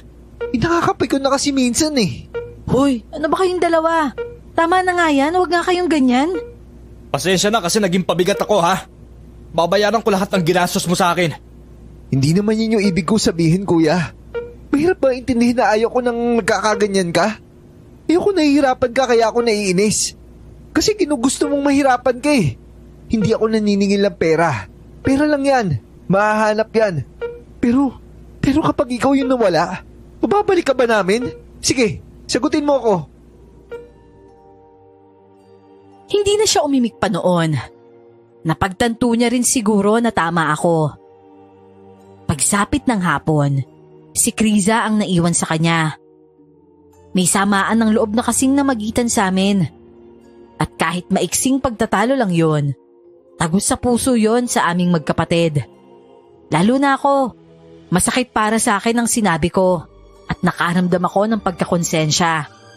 Hindi kasi ako sanay sumagot sa kuya ko. Pagdating ko naman sa bahay, nadatnan ko si nanay na nagluluto ng dadalhin ko sa ospital. Ang gagawin ko kasi, magdadala ng pagkain roon, tapos babalik ako sa bahay para samahan sila nanay. Kaya nga pag uwi ko ulit sa bahay noon, madilim na talaga ang biyahe ko. Vincent, abay ginabi ka na naman ng uwi. Oh, Manong Badong, ikaw rin yata. Saan ka po galing? Bumisita ako sa kaibigan kong albularyo. Hindi ba bibisita kayo rito? Humingi ako ng tulong sa kanya bago pa may mapahamak. Yung ibig mo bang sabihin, yung tukol sa dahilan kung bakit umaalulong yung mga aso? Oo, aswang yon. Kaya mag-iingat kayo. Ay, oo nga pala. Kamusta na ang kaso na nireklamo nyo noon sa pagkamatay ni Alisa? Hindi ba nireklamo nyo yon? Oo, nireklamo po yun ng kapatid ko. Ang problema lang kasi hindi mahanap kung sino yung pumatay sa kanila. Dahil aswang ang gumawa nun. Ano ho? Oo, may aswang na umaligid sa lugar natin. Kaya mag-iingat kayo. Kinilabutan ako sa sinabi niya. Sabay rin kami noon na umuwi. Madadaanan nga lang niya ang bahay namin. At pagdating ko sa bahay, naghihintay naman pala doon si nanay at iya para sa hapunan namin. Nag-usap lang kami ng random noon at sumasagot naman ako sa mga tanong niya. Pero ang isip ko, hindi mawala-wala sa sinabi ni Manong Badong. Ay, ano yun? Aswang daw? Ano ka mo, Vincent? Ano bang pinagsasasabi mo dyan? Ha? Wala po, Nay. Kumain na po tayo. Sabi mo po, Tito, aswang. Wala kumain ka na dyan. Tapos bukas, bibisitahin natin yung papa mo sa ospital, ha? Diyos ko, ayan na naman sila. Baka mamaya may mabaho na naman. Nay, patapos na ako. Huwag ka mag-alala. Ako rin naman. At si Iya tapos na rin naman. Iya, uminom ka na ng tubig, ha? Parating na yung mabaho. Magtakip ka kagad ng ilong, ha? Pero lumakas ng lumakas ang alulong ng mga aso noon. Tapos hindi nagtagal, naamoy na namin ang mabaho. Magkahalo ang amoy formalin at nakakasulasok na laman ng naaamoy namin. Katakataka lang kung bakit. Amoy formalin dito ah. Saan ba nang gagaling yun? Iya, magtakip ka ng ilong. Anak na. Tito, ano po yun? Parang hindi na normal yan, anak ah. May hayop ba sa labas? Nay, pumunta na kayo sa kwarto. Ako nang bahala dito. Ano? Mag-isa ka lang dito, hindi pwede. Ayan na naman siya, Lola. Iyan po yung pumatay kay Mama. Halimaw yan. Napakapangit ng mukha niya. Ano? Nawindang ako sa sinabi ni Iya. Nung namatay kasi ang nanay niya, hindi namin siya nakausap ng matino tungkol sa nangyari. Isa siya nun sa mahirap kausapin nung umpisa at naging matatag lang sa huli. Pero ang impormasyon noon na manggagaling sana sa kanya, hindi niya nasabi. Nung kinausap ko kasi siya na kami lang dalawa, wala din siyang ibang naging sagot sa akin kundi ang umiyak lang. Diyos ko po naman, Vincent. Ano nang gagawin natin? Nay, ano mo malaban sa aswang? May alam ka ba, Nay? Asin! Kumuha ka ng asin. Yun ang sabi nila. Hawakan mo si Iya, Nay. Kukuha lang ako. Tumakbo ko sa kusina noon. Kinuha ko ang garapon ng asin at kumuha din ako ng itak na nasa gilid lang ng lutuan. Bumalik ako sa pwesto ni nanay at talagang pilit na binubuksan ng halimaw sa labas ang mayor naming pintuan. Bawat uga ng pintuan noon, kinikilabutan ako. Tapos parang matitinag pa yon. Si nanay noon, bawat kalabog ay sumisigaw talaga. Dahil nalilito na rin ako sa dapat gawin, sinabuyan ko ng asin ang pintuan. Umaangil ito mula sa labas at pansin ko na parang umatras. Maya-maya naman, tumahimik na. Diyos ko naman, Vincent. Ano bang klaseng nilalang yun? Hindi na yata tayo ligtas dito. Hindi ko alam, Nay. Pero mukhang tama si Iya. Yun nilalang na yun. Yun yung pumatay sa nanay niya tsaka kay Tio Romel. Kaya pala hindi normal ang sinapit nila. Nakakakilabot na halimaw pala ang umatake sa kanila. Diyos ko naman, anak. Hindi ako makakatulog dito buong gabi. E paano na lang kung bumalik yun? Matalim po ang kuko nun, Tito. Tapos mahaba po. Nakakatakot po siya at sobrang baho po niya.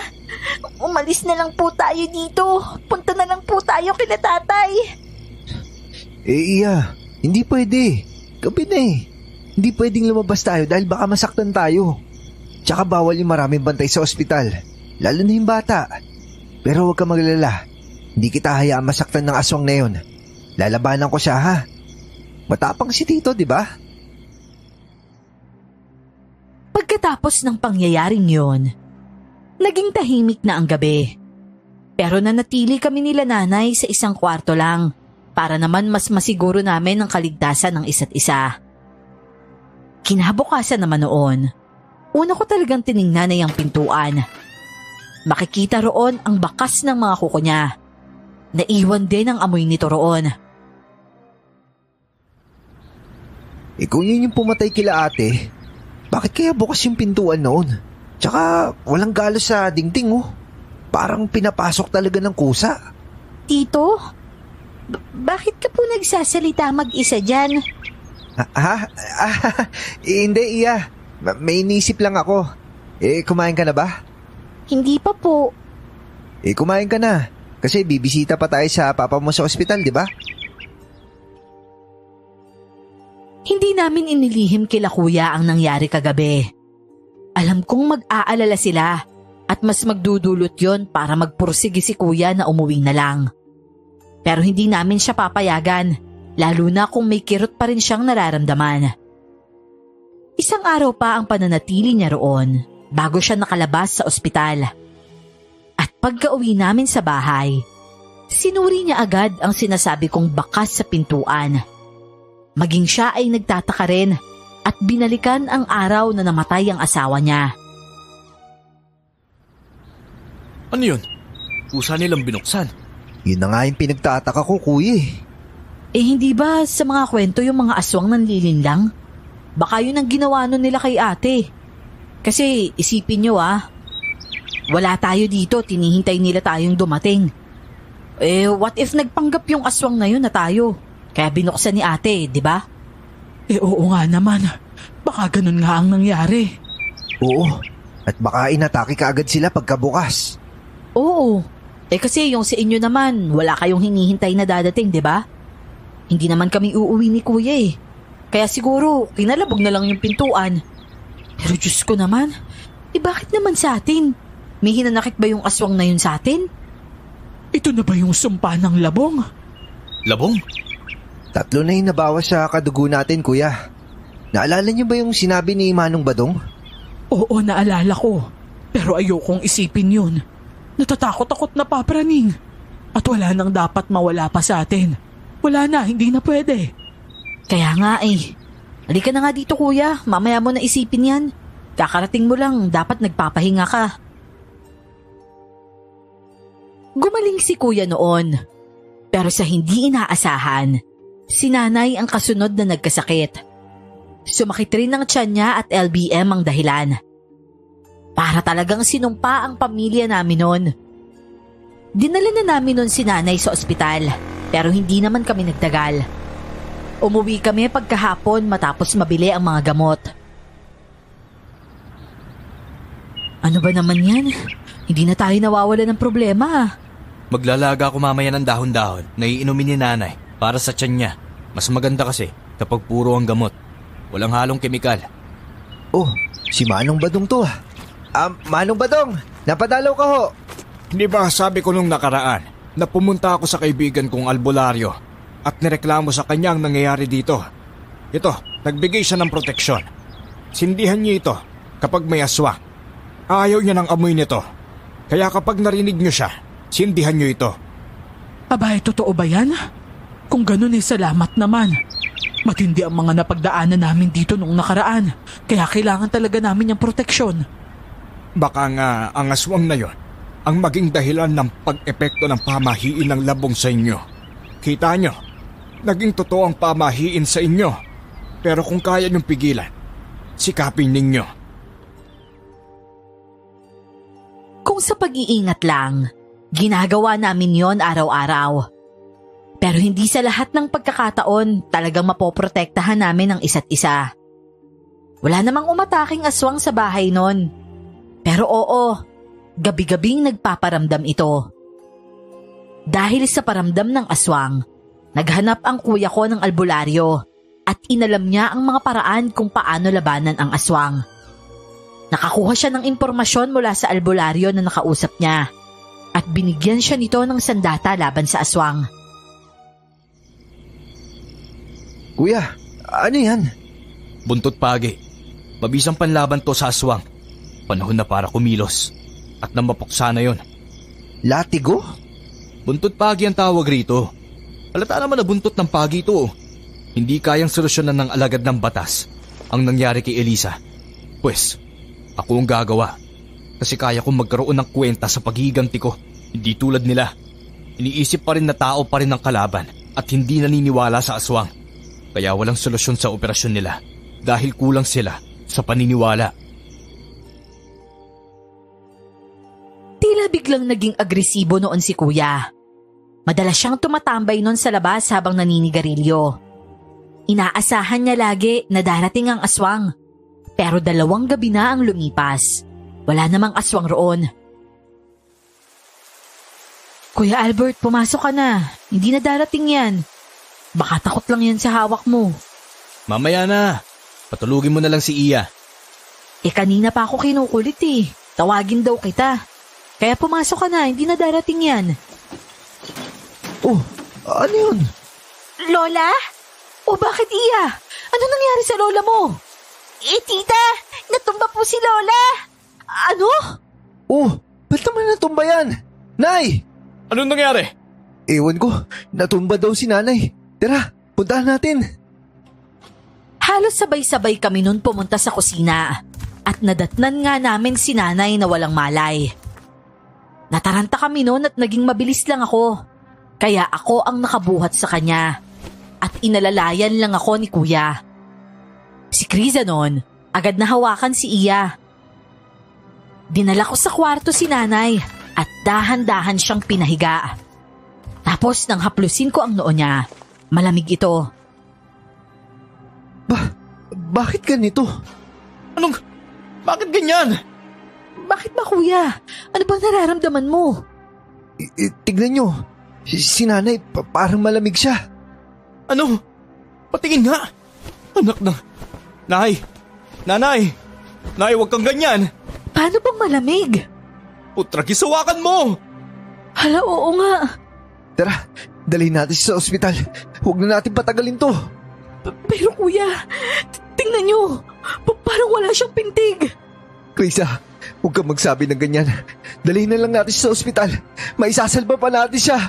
Nay, ano ba yan? Posible naman bigla-bigla na lang yan. Nataranta kami ng sobra noon. Si kuya ay kumaripas ng takbo sa labas para kumuha ng tricycle. Ako naman, binuhat na si nanay at sumunod na sa kanya. Si Kriza noon, hawak-hawak lang din si Iya. Pero habang naglalakad kami, kinarangan kami noon ng matanda. Saan mo dadalhin yan? Hindi yan ang nanay ninyo. Lola? Ikaw na matanda ka. Matagal ka na namin hinahanap ka. Krisa, wag. Matanda pa rin siya. Baka nga siya yung aswang Sa wakas nakita rin kita na matanda ka! Kuya, wag! Uy, kumalma ka naman Kumalma? Ang laki ng kasalanan sa atin na matandang to.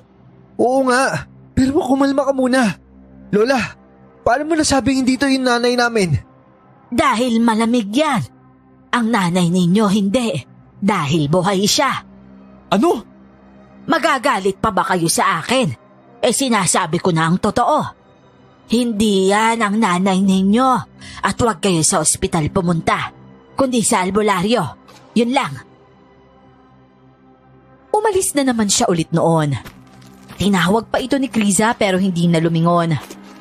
Tapos nang sabay naming tingnan si nanay, hindi na siya ang karga-karga ko, kundi isang puno na ng saging.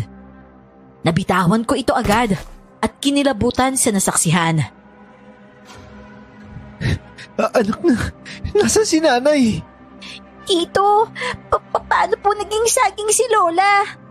Pucha, nasa si nanay? Baka naman nasa loob pa. Takbuhan na naman kami noon pabalik sa loob ng bahay. Hinalughog namin ang bawat sulok ng loob nito. Pero wala talaga si nanay. Hindi na ako mapakali noon. Praning na praning talaga ako at sobrang nag-aalala kay nanay. Nay, ano nang gagawin natin? Si nanay baka mapano na yun. Diyos ko naman, wag naman sana. Nakikiusap naman ako. Tama na naman yung bawas sa pamilya namin. Hindi tayo susuko. Tara, puntahan natin ang albularyo. Yun na talaga yung dapat natin gawin ngayon, kuya. Tara, saan ba yung bahay nun? Baka maubusan na tayo ng oras.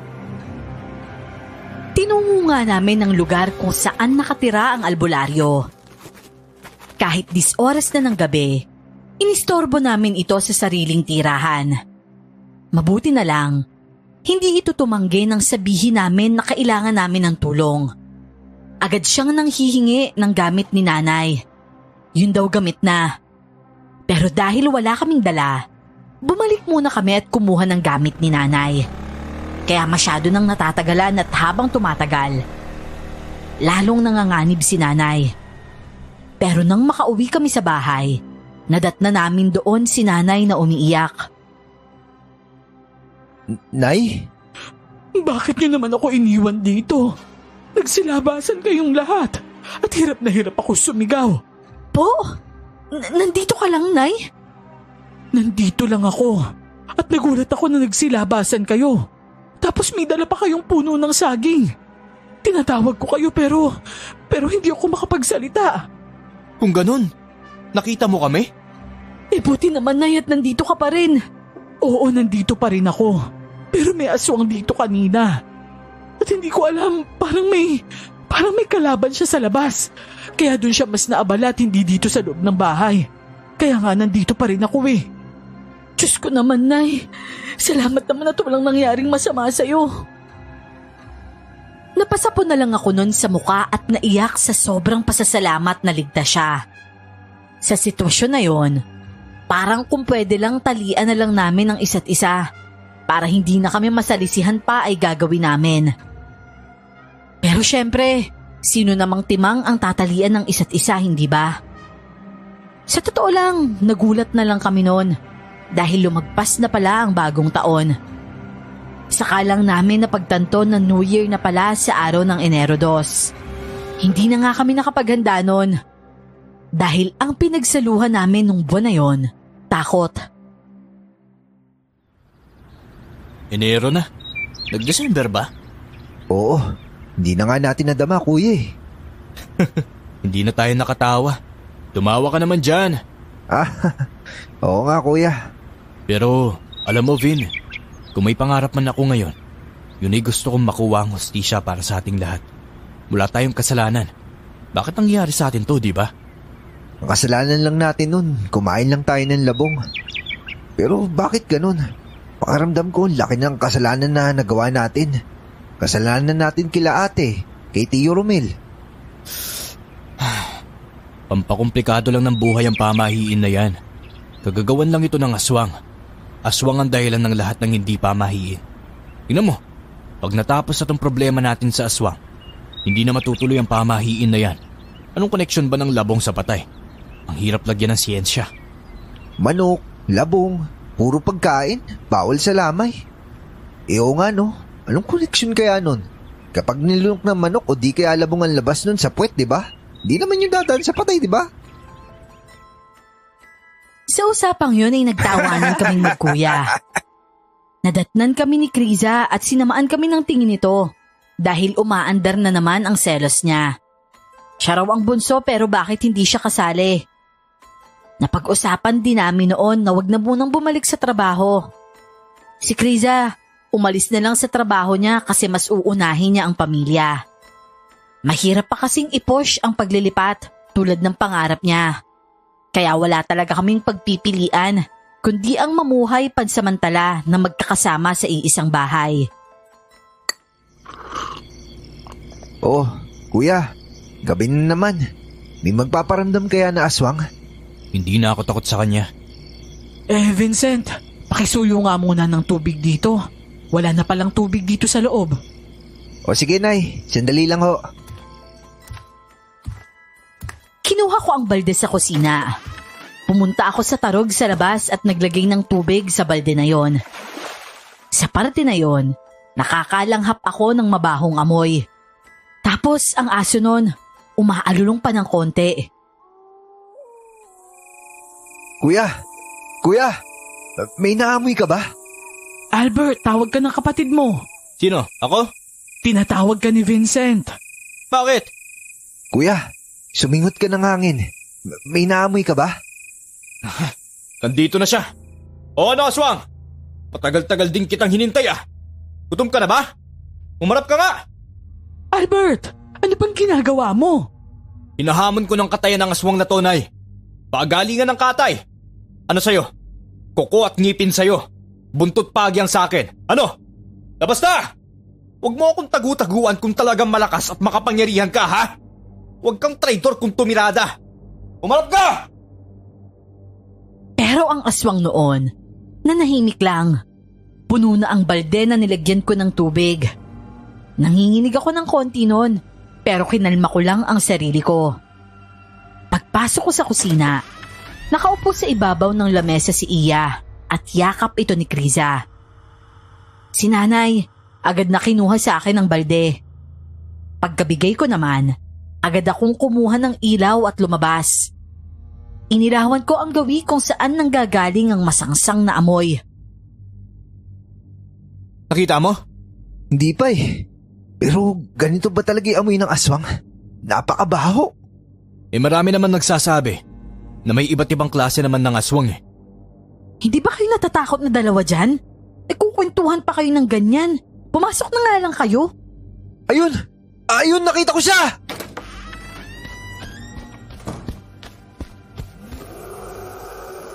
Pucha! Napakapangit at baho nito!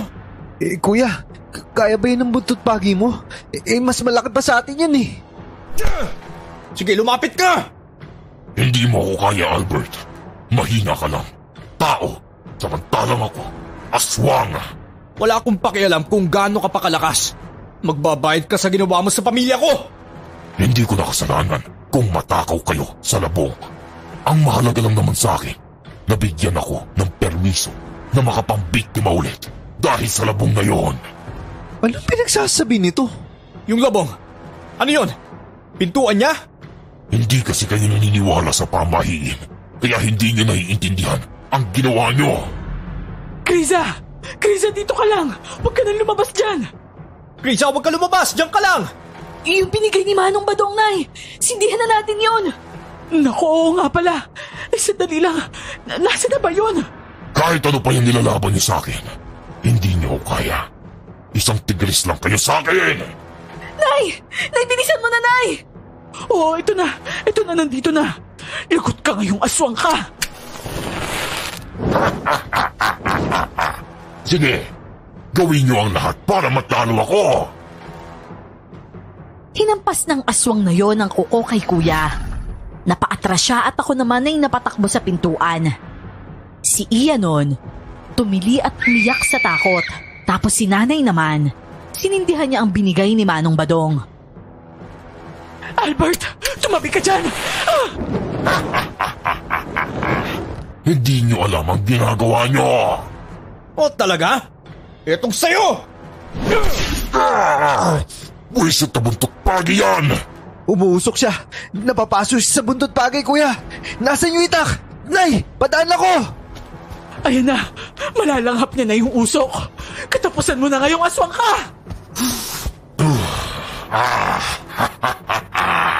Ang sarap! Bakit? Ano nangyari? Hindi siya nangihina? Bakit parang lumalakas pa siya?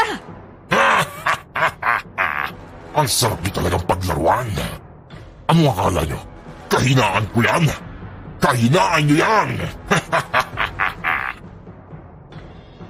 Hindi nagtagal noon, nahihilo na kami sa usok na nalalanghap namin. Pareho kami nung nalito, pero hindi ko na magawang magtanong pa dahil binabaliktad na ng masamang amoy ang sikmura ko. Lumaban pa nun si kuya at hinampas-hampas niya ito ng buntot pagi. Pero kulang talaga ang lakas niya. Papa!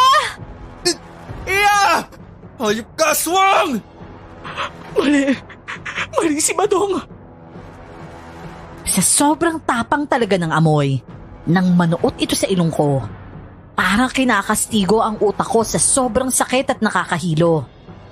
Pero bago pa ako noon mawala ng malay, naabot ko pa ang kamay ni nanay. Tapos nang magising ako noon, ang dilim na ng paligid.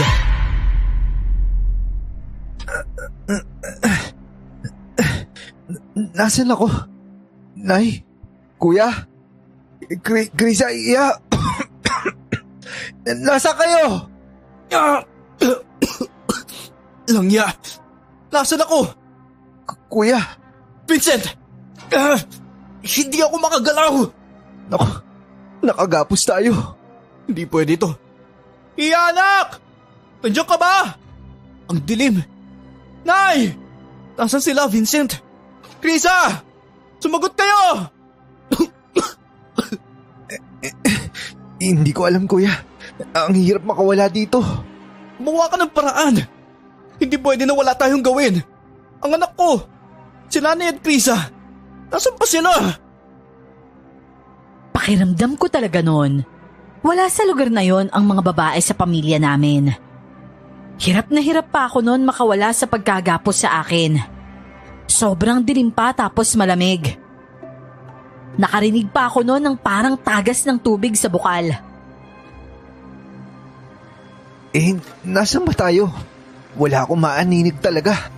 Tanong ko yan kanina sa'yo. Tapos tinatanong mo na naman sa akin pabalik. Yung tali to. Ang hirap tanggalin. Napapagod na nga ako, kuya. Isipin mo na lang na habang pinagbibigyan mo ang pagod mo dyan, nanganganib ang buhay nila. Kaya nga hindi ako susuko eh. Uwisit ang matandang yun. Nagbigay ng proteksyon pero mali. Nakakairita. Duda ako kay Manong Badong talaga. Pakiramdam ko plano niya yun. Yung maisahan tayong lahat. Lalo lumakas yung aswang sa binigay niyang proteksyon eh. Hindi pala yung para sa atin, kundi para sa aswang. Ayop na matandang yun. Akala ko mapagkakatiwalaan. Kasi tao. Ang tanong, tao ba talaga siya? O baka siya yung aswang at minanipula lang tayo? Magtutuos talaga kami. Ano? Wala pa ring usad dyan? Kuya, lumuluwag na kaunti yung tali ko sa kamay. Pero hindi ko pa natatanggal. Malapit na ang sa akin. Ito, kuya. Ito, matatanggal ko na. Bilisan mo. Naglugar kaya tayo dinala, ha? Ayan na, natanggal ko na, kuya. Puntaan mo ako dito. Mag-ingat ka kasi madilim. Mukhang mabato pa naman. O sige, aalisin ko lang yung tali ko sa paa. Sige. Binilisan ko na lang ang pagkilos noon. Nang makalagan ko ang sarili ko, agad akong gumapang papunta sa kanya at nasabayan pa ng kamalasan kasi nga nadulas ako at nahulog pa sa malamig na tubig ang paa ko. Mabuti na lang noon, hanggang tuhod lang yon at hindi malalim. Umakyat na lang ako sa bato noon at tinunton kung nasaan si kuya. Sa huli ay nakapako siya. Ayos ka lang? Oo, hindi naman ako nasaktan. Medyo nabasa lang. Nasaan na yung kamay mo? Aalisin ko na yung tali mo. Sige, double time. Baka kasi mahuli tayo. Nag-aalala ako kay Iya. Alam kong takot na takot yun. Kawawa naman ang bata. Oo nga eh. Ayan, naalis ko na yung tali mo sa kamay. Yan, matatanggal na. Pero kuya, paano kaya tayo lalabas dito? Sobrang dilim eh. Mahirap tukuyin yung daan. Magagawa ng paraan yan. Ayan na! Malaya na ako. Tara na! Ingat ka kuya ha, baka mahulog ka. Naglalakad-lakad pa kami noon sa lugar na yon. Natagalan pa kami bago namin natunton ang daan palabas. Kuweba pala yon. At paglabas namin, gabi na. Pero parang may bangayan na nangyayari. Ibalik mo sa akin ang 3 yon. Kung ayaw mong durugin kita dyan na matanda ka. Kapag sinabi kong hindi, talagang hindi. Alam mong hindi ka mananalo sa akin na makunat ka. Kaya tumigil ka sa pangingialam mo sa ginagawa ko. Ibigay mo sa akin ang 3, lalo na ang bata. Ilang beses na ba akong nanalo sa'yo? Alam mo yan, isa lang ang nakuha mo sa bangkay. Dahil ang 2 doon, nilagyan ko ng suka at ayaw mo nun. Ha? Anong bangkay? Nila Tatay at Elisa. Yun ang nabuhusan niya ng suka.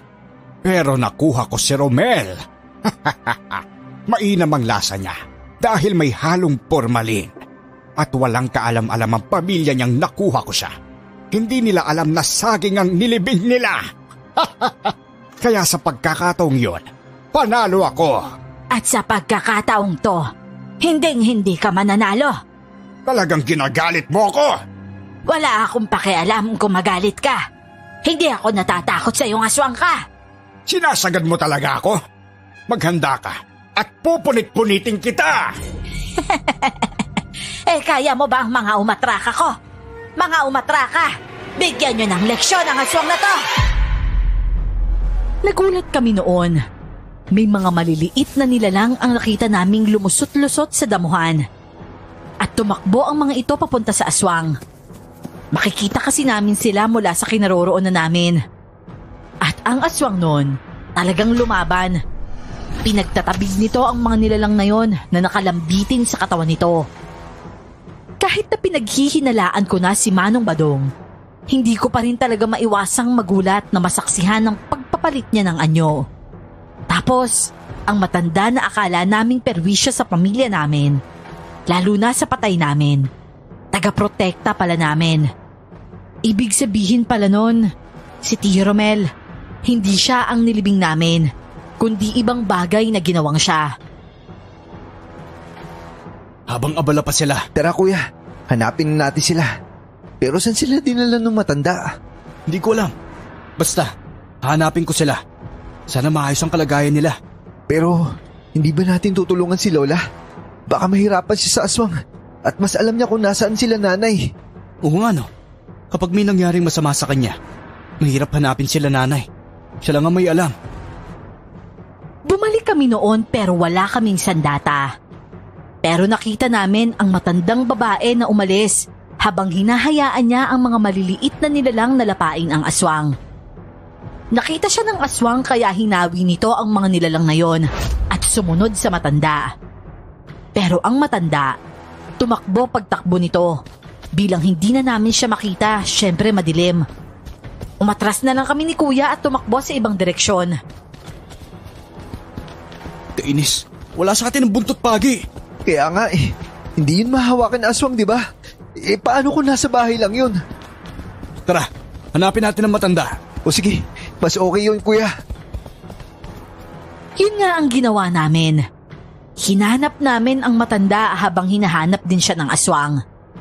Nag-iingat lang kami noon na makita niya dahil baka kami ang balikan at wala talaga kaming laban.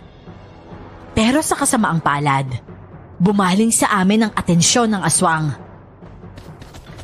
Kayong dalawa, naaamoy ko kayo ha? Paano kayo nakawala sa pagkatali? Kuya, nakita tayo! Tara, lumayo na tayo dito! Hindi niyo ako matatakasan! Dinig na dinig namin noon ang yabag ng aswang. Papunta siya sa amin na parang mas nakikita niya kami. Dama namin ang pagkalugi noon dahil mahina ang paningin namin sa dilim. Pero nang maramdaman na namin na parang aatakihin na kami ng aswang, parang biglang may nanggulo dito. Animal, lupayan niyo nga ako! Mga hayop na to! Alis! Niligtas tayo ng mga alaga ng matanda. Tara na! Tumakas na tayo! Sige kuya. Ginawa namin ang lahat para makaalis doon. Nakalabas kami sa magubat na bahaging yon at hindi ko alam kung nasaang lugar kami.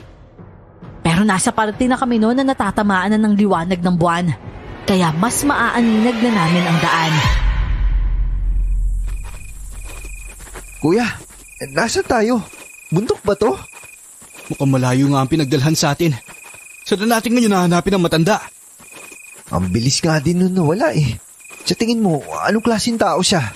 Nautusan niya yung mga malilit na nilalang na yun eh. Hindi ko alam. Palagay ko, aswang din siya. Pero hindi siya nananakit. Sana makita natin siya. Ako ba ang hinahanap ninyo? Oh, nandito siya. Lola, maraming salamat at nagpakita ka sa amin. Alam mo ba kung nasa si nanay? Abay, syempre. Dahil ako ang nagligtas sa kanila. O kita na ninyo. Inaway-away nyo pa ako. Tapos ako lang din pala ang kakampi ninyo. Pasensya na, Lola. Hindi ka rin kasi nagpapaliwanag eh. Kung sinabi ko agad kung ano ang pakay ko at kung para saan ang suka na yon, hindi kayo maniniwala at hindi nyo ako papayagan. Ganon pa rin ang mangyayari. Magagalit pa rin kayo. Pasensya na po. Gusto ko na makita ang anak ko.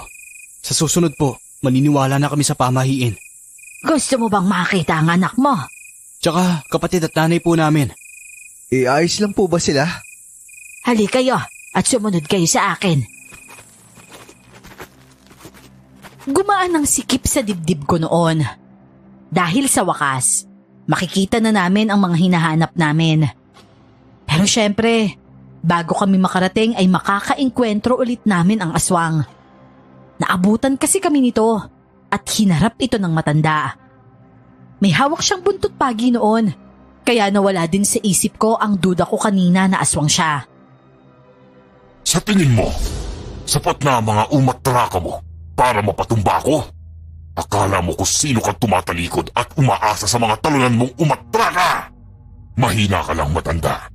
Hindi mo ko kaya. Umatraka pa nga lang ang nakakaharap mo. Pero mukhang iniinda mo na. Ano pa kaya kung buntot pagi ko ang ihahataw ko sa'yo? Lola, wala ka na bang ibang armas laban dyan? Para matulungan ka po namin. Ito ang punyan. Pero biglang umatake nun ang aswang kaya naalanganin si Lola sa pagdukot ng dapat niyang dukutin. Mabilis niyang hinarap ang aswang. Pero makikita sa galaw niyang matanda na talaga siya. Kita ko rin nun sa atras abante ni Kuya na parang gusto niyang kunin ang buntot pagi. At sa wakas, nagawa niya naman ito. Ako ang harapin mo! At ano naman ang kaya mong gawin, ha? Wala kang alam! Huwag mong maliitin ang taong ayaw na napapahamak ang pamilya. Salot ka sa pamumuhay namin. Kaya hindi kita titigilan hanggat hindi ka namamatay!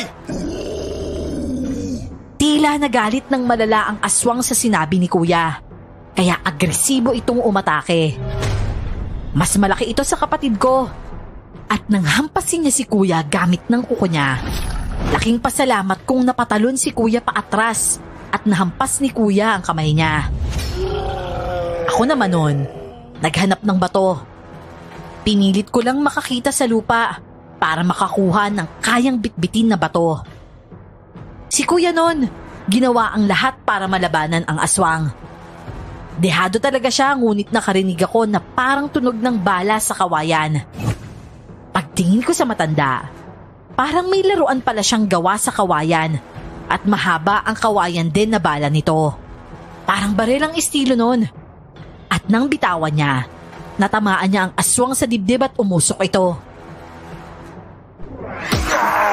Hayop ka! Ano ito? O ano, aswang? Masakit ba? Hayop ka! Bayaran mo ang ginawa mo sa asawa ko! Ka! At saka sa tiyuhin namin! Ito sa'yo! Tama na, Gina! Huwag mo siyang pakawalan dahil tatakas yan. Lola! Tumatakas siya! Hoy! Bumalik ka rito! Sandali lang, huwag niyo nang habulin. Kuya! Kuya, wag daw! Nahuli ko na siya! Kapag hinabol mo yon, dadalhin ka niya sa patibong niya. Kaya wag mo nang habulin. Dahil sa sinabi ni Lola, bumalik si Kuya. Ramdam ko ang panghihinayang niya noon. Nilapitan ko siya agad dahil pansin kong nakahawak siya sa balikat niya. Tapos, nakakaamoy ako ng malansa.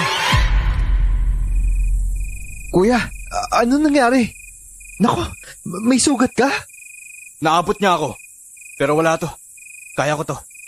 Naalanganin ako kaya huli ko na siya na bato. Pero mas nasaktan siya sa ginawa ni Lola. Mahapdi yan dahil sugat yan ang aswang. At kapag hindi nagamot yan ng maaga, mamamagayan at matagal gumaling. Ang mabuti pa na kayo. Nakawala pa ang hayop na yun. Huhulihin natin siya sa susunod na pagkakataon. Sa ngayon hinihintay na kayo ng pamilya ninyo. Lola, maraming salamat po sa pagligtas sa kanila. Pero ano ka po ba? Isa akong manunugis ng isang babayla noon. Matagal na akong nakikipaglaban sa mga aswang. Pero ngayong matanda na ako, sa umatraka na lang ako umaasa. Sa umatraka ho? Yun po ba yung mga malilit na nilalang kanina? Sila ang uri ng mga sigbi na sumusunod sa utos ng amo. Masama man o mabuti. Halina kayo.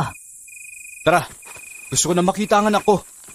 Lola, pwede po bang habang naglalakad tayo, paliwanag mo naman sa amin yung lahat-lahat ng dapat namin maintindihan? Naku, walang problema. Kinakailangan ko rin ng mga taong maniniwala sa akin para naman hindi ako mahirapang magprotekta sa inyo, sa inyong mga walang alam sa mga ganong bagay. Ibig sabihin, ang suka na binubuhos mo ay para hindi kunin ng aswang ang patay sa kabaong. Oo, dahil ayaw niya ng may suka. Yang si Badong buwang klase ng aswang yan. Kumakain niya ng patay at gusto niya mismo ay galing sa kabaong. Kaya para hindi niya makuha ang patay, lagyan dapat ito ng suka. Yung mabilis niyo kong pagkawala, hindi po ba hinahanap ka ng kapulisan? Paanong hindi po kayo makita? Bilang manunugis, marami na akong paraan. Paano nila ako mahahanap kung ako ay may mata sa kanila? Samantalang sila ay hindi alam kung nasaan ako. Di isa ho talaga kay manunugis. Manunugis ako ng punong babaylan. Pero sa lahat sa amin, ako na lang ang natira at walang nagmana sa mga bagong henerasyon ngayon. Hindi na alam ng mga tulad ninyo ang tungkol sa mga aswang dahil hindi na kayo naniniwala, hindi ba? Sa ngayon, naniniwala na po. Napagtaanan na namin Pasensya na po pala. Minsan na kitang napagtangka ang saktan. Ayos lang yon. Dahil hindi mo naman yun magagawa at hindi naman ako magpapahuli sa'yo. Ang dami ko pang naitanong noon sa kanya. Ganon din si Kuya at pinaliwanag naman niya sa amin lahat ng dapat naming malaman. Hanggang sa nakarating na nga kami sa isang lugar. May puno roon pero walang bahay. Pero nagtaka kami dahil huminto siya. Kung ano-ano pa nun ang naglalaro sa isipan ko. Nandito na tayo.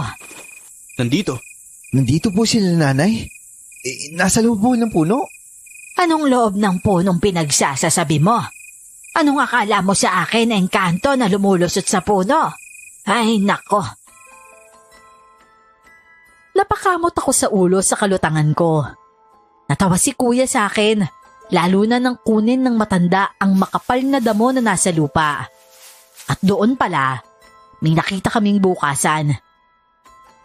Hinatak niya ito at binuksan. Nakita ko sa ilalim sila nanay. Nakatayo at nakatingala sa amin. Nay? Diyos ko naman, salamat at buhay kayo. Nanay Emma, maraming salamat ho. Papa? Anak! Lola, maraming salamat ho talaga. Niligtas niyo ho pala sila. Pumasok muna kayo at paparating na siya. Paparating? Ilang sandali pa, Nakarinig ako ng angil. Imbis na pumasok noon ay nanatili lang si kuya roon. Ako naman, sinara ang takip ng butas at nagpasyang maghanda na lang. Binigay sa akin ni Lola ang punyal at hawak ni kuya ang buntot pagi. Tapos si Lola naman, hawak ang laruan niyang gawa sa kawayan. Nandito ang bata! Mga umatraka! Protektahan niyo ang lahat! Anak ko ba ang tinutukoy mo? Sa tingin mo, ahayaan kita? Wala akong pakialam kung papayag ka o hindi. Kaya naman kitang balibagin. Kuya! Aatake siya! Huwag kang lumayo! Yun na yun. Kulang ba? Itong isa! God! Ang braso ko! Hoy, aswang! Bitawan mo yung kuya ko! Isa pa! Aray ko! Bitawan mo ko! Vincent! Bitawan mo siya! Bumabaon yung kuko niya sa laman ko sa braso, kuya! Nagkakamali ka sa ginawa mong yan, aswang! Dahil hawak kami ng aswang kaliwat kanan noon, pinatamaan siya ni Lola ng pambaril na palaso sa lalamunan. Umusok yon na naging dahilan ng pagbitaw ng aswang sa amin. Bigla siyang nahirapan at napaatras kami ni kuya habang pinapanood siya. Umuusok ang lalamunan niya. Anong nilagay mo po? Bawang at asin sa bolo. Yan ang pinakamabisang panlaban sa aswang. Sa bawang at asin kasi nasusunog ang laman at balat niya. Kaya yan ang epekto sa kanya. Malas niya lang dahil natsambahan niya ako. Hayop ka! Magpahinga ka na, Badong. Tama na ang pananakit at pangmamanipula sa mga tao. Kung pinili mo lang sanang maging mabuti, hindi ka nahahantong sa ganyan. Pero pinagbibigyan mo ang gutom mo. Kaya ngayon, wala ka na talagang takas. Buhay pa kasi ang aswang noon. At dahil nasa aswang na anyo siya, buong tapang akong lumapit at sinaksak siya sa noo. Pero nahawakan niya ang kamay ko. Mahina na siya noon, pero ang lakas niya laban sa akin, talagang sobra pa. Lakas aswang kasi siya at lakas tao lang ako. Kaya si kuya noon, nang mapansin niya ang hirap ko ay tinulungan niya ako. Dalawa kami noon na pilit na dinidiin ang tulis ng kutsilyo sa noo ng aswang. Wala na siya. Ganun lang pala kadaling patayin. Madali yan sa'yo. Hindi biro masugatan, ha. Ang hapdi ng kuko niya sa braso ko. Kailangan natin siyang sunugin. Sige po. Pagtulong-tulong tayo. Grabe. Ang sakit ng sugat ko. Gagamutin natin yan pagkatapos. Sinunog namin noon ang katawan ng aswang. Medyo mahirap lang para sa amin dahil nagbalik ito sa pagiging tao. At si Manong Badong ngayon. Pakiramdam ko noon, naging kriminal ako. Pero kapag iniisip ko ang nagawa niya sa amin, nabubuo ang galit ko. Napakagaling niya pang magsalita sa atin tungkol sa mga pamahiin. Tapos siya lang din pala ang susulot. Totoo ang mga pamahiin. Yung tungkol sa labong na sinabi niya, abay may katotohanan doon. Malas mo kung isa ka sa hindi naniniwala. Pati na rin ho ba yung manok? Oo, isa na rin yung manok. Kaya mga dapat kapag may namatay sa pamilya ninyo, iwasan ninyong kumain ng mga ganon. Dahil magsusunod-sunod talaga kayo dyan. Hindi ko sigurado kung nabasag na ang sumpa sa inyo. Pero sa pagkakataong ito lahat kayo ay ligtas na ngayon. Ano ho bang paraan para mabasag yun? Hindi ko lang alam kung tapos na dahil sabay nang namatay ang dalawa. Dahil sa ganyang sumpa kadalasang nangyayari. Natatapos sa 3 ang magkakasunod na namamatay. Pero ang nangyari sa dalawa ninyong kadugo, namatay sila ng sabay. Ibig ho bang sabihin, may mababahos pa ho sa amin? Hindi ko lamang sigurado. Pero sana naman wala na. Hindi ko na talaga ho kaya kung may isa pa. Sobrang pahirap na po yun sa amin. Magdasal kayo dahil nakatunghay ang Panginoon sa inyo. Kung may isa pa, handa akong magsakripisyo. Ano ba sinasabi mo, kuya? Anong sakripisyo na naman yan, anak? Hindi pwede. Tama na ang 3, okay na yun. Wala nang dapat na mawawala pa. Patay na yung aswang. Wala na susunod sa atin. Siya lang naman yung nanggugulo sa pamilya namin eh. Akala ko talaga noon, tapos na. Yung ligtas na kaming lahat. Pero may dapat pa pala kaming alalahanin. Matapos kaming gamutin ng matanda, nagpa siya kaming umuwi. Kasama din namin siya noon. Malayo pala ang lugar na yon pauwi sa amin. Kaya sa aming paglalakad, inabutan kami ng sinag ng araw sa daan. Puro kami walang tsinelas noon at mukha kaming nakakaawa. May mga dugo pa nga sa mga damit namin. Kaya sa lugar na dinadaanan namin, napapatingin talaga ang mga tao. Ang iba, napapatanong pa. Para tayong mga nakakaawang nilalang sa lagay natin ah. Naawa ako sa pinagdaanan natin. Hindi biro yung mga pinagdaanan natin ha. Papa, nagugutom na po ako. Nagugutom ka na? Wala tayong pera dito eh. Eto kuya, may pera pa ako sa bulsa. 50 pesos. Ay, salamat naman. Buti naman, anak, at may dala ka. May laman talaga tong mga short ko. Minsan nakakaligtaan ko ilipat sa pitaka yun eh. Swerte kasi nakalimutan ko. Dumaan lang kami sa tindahan noon tapos bumili ng pagkain. Hindi rin maiwasan ng tinderang magtanong kung anong nangyari sa amin. Napakwento naman kami.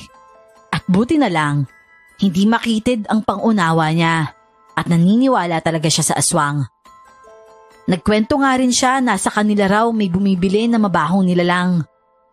Ibig sabihin, maging sa lugar pala na yon, nanggugulo si Manong Badong. Pagka-uwi naman namin sa bahay, nakaabang na pala doon ang ibang kamag-anak namin. At doon na bumigay ang mga luha namin dahil sinalubong na lang kami ng yakap ng mga tiyahin at tiyuhin namin. Kami na rin ang nagpaliwanag tungkol sa matanda na kasama namin. Babalik na ako sa trabaho, kuya. Di ba tanggal ka naman ha? Pwede bang dito ka na lang muna? Samahan mo muna sila. Maghahanda lang muna ako doon. Kaya mo ba? Marami kaming kriza at alam kong ubus ka na rin. Hindi kasi ako sigurado sa sumpa ng pamahiin kung tapos na talaga eh. Tatakot ako, kuya. Baka kasi isa sa kanila dito, mabalitaan na lang natin na wala na pala. Kung sa bagay. Pero tama ba na ikaw imbis na ako? Pinapabalik na kasi ako, kuya eh. Pabalikan ko na, sayang naman eh. Ay, sige. Subukan ko palang tawagan si Bob kung bumalik na. Bakit pa? Sigurado namang for rent na yung apartment nyo dun ha. Umuwi din siya, di ba? Oo nga pala. Hindi ko rin naisip na pagkarating ko dun, maghahanap ako ng tirahan. Kaya nga sabi ko, dito ka na muna. Hayaan mo na lang munang ako yung gumalaw. Isang buwan makalipas noon matapos umalis ni Kriza. Unti-unting nagkakaroon ng sakit si nanay. Ubo at sipon at halos ayaw siyang tantanan. Tapos, nawalan siya ng ganang kumain. Ang matanda noon na si Lola Emma, kasama namin sa bahay. Doon na namin siya pinatira dahil maliit lang ang kubo niya sa tinitirhan niya. At bibihira lang doon makakita ng pagkain. Ano raw bang sakit niya? Nakausap mo na ba yung doktor, kuya? Oo hintayin na lang daw yung resulta. Siguro sa lamig na natanggap nung katawan niya nung panay problema tayo. Panay kasi labas sa gabi nun eh. Kaya hindi na tinatantanan ng ubo at sipon. Ano ba naman yan? Magpapadala na lang ako ulit. Ibili mo ng mga kakailanganin nyo dyan. Pasensya ka na bunso Naging pabigat na ako. Wala akong diskarte dito eh. Naiintindihan naman kita, kuya. At sinabi ko naman yun sa'yo, di ba? Basta mamaya, abangan mo yung text ko. Tapusin ko lang tong ginagawa ko tapos lalabas na ako. Problemado talaga ako noon. Hindi kasi ako sanay na walang ambag. Nakita ako ni Lola Emma na nasa ganong problema, kaya nilapitan niya ako at nginitian. Kunin mo ito, iho. Ho?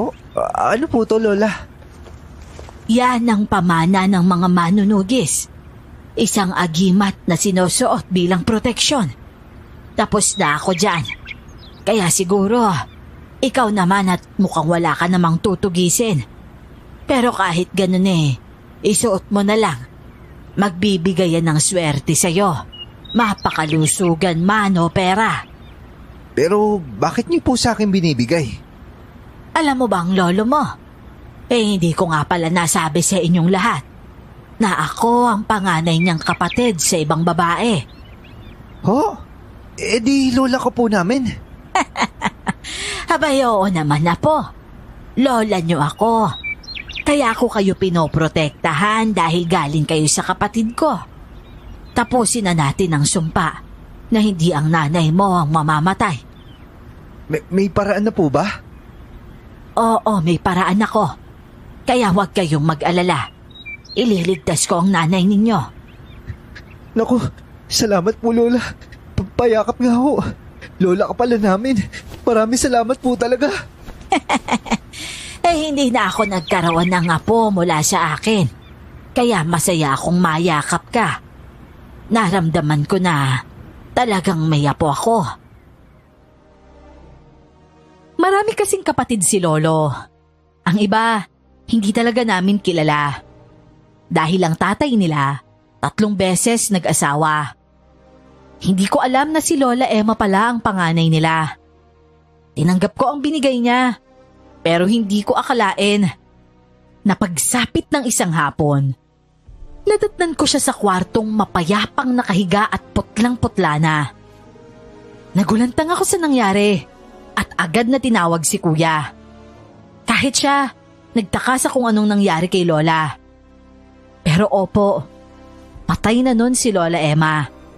At iniligtas niya hindi lang ang nanay ko, kundi ang buong pamilya namin. Masakit lang dahil nakilala ko siya sa sandaling panahon bilang lola. Tapos iniwan niya kami bigla. Kahit ang mga kapatid ko, hindi makapaniwala sa nalaman nilang katotohanan. Isang sakripisyo ang ginawa niya para sa amin. Ang dami niyang ginawa, sobra. Ni hindi man lang namin na iparamdam sa kanya ng todo na mahal namin siya. Sa ngayon po ay dalaga na si Iya. May pamilya na rin po ako at patuloy na sumusuporta sa nanay ko. Ganon din po si Kriza. At tulad ng plano namin noon, sa Maynila na rin po kami nakatira. Hanggang dito na lamang po ang aking kwento, Miss Clar. Maraming salamat po sa pag-ere nito. At more power po sa 4 na channels ninyo.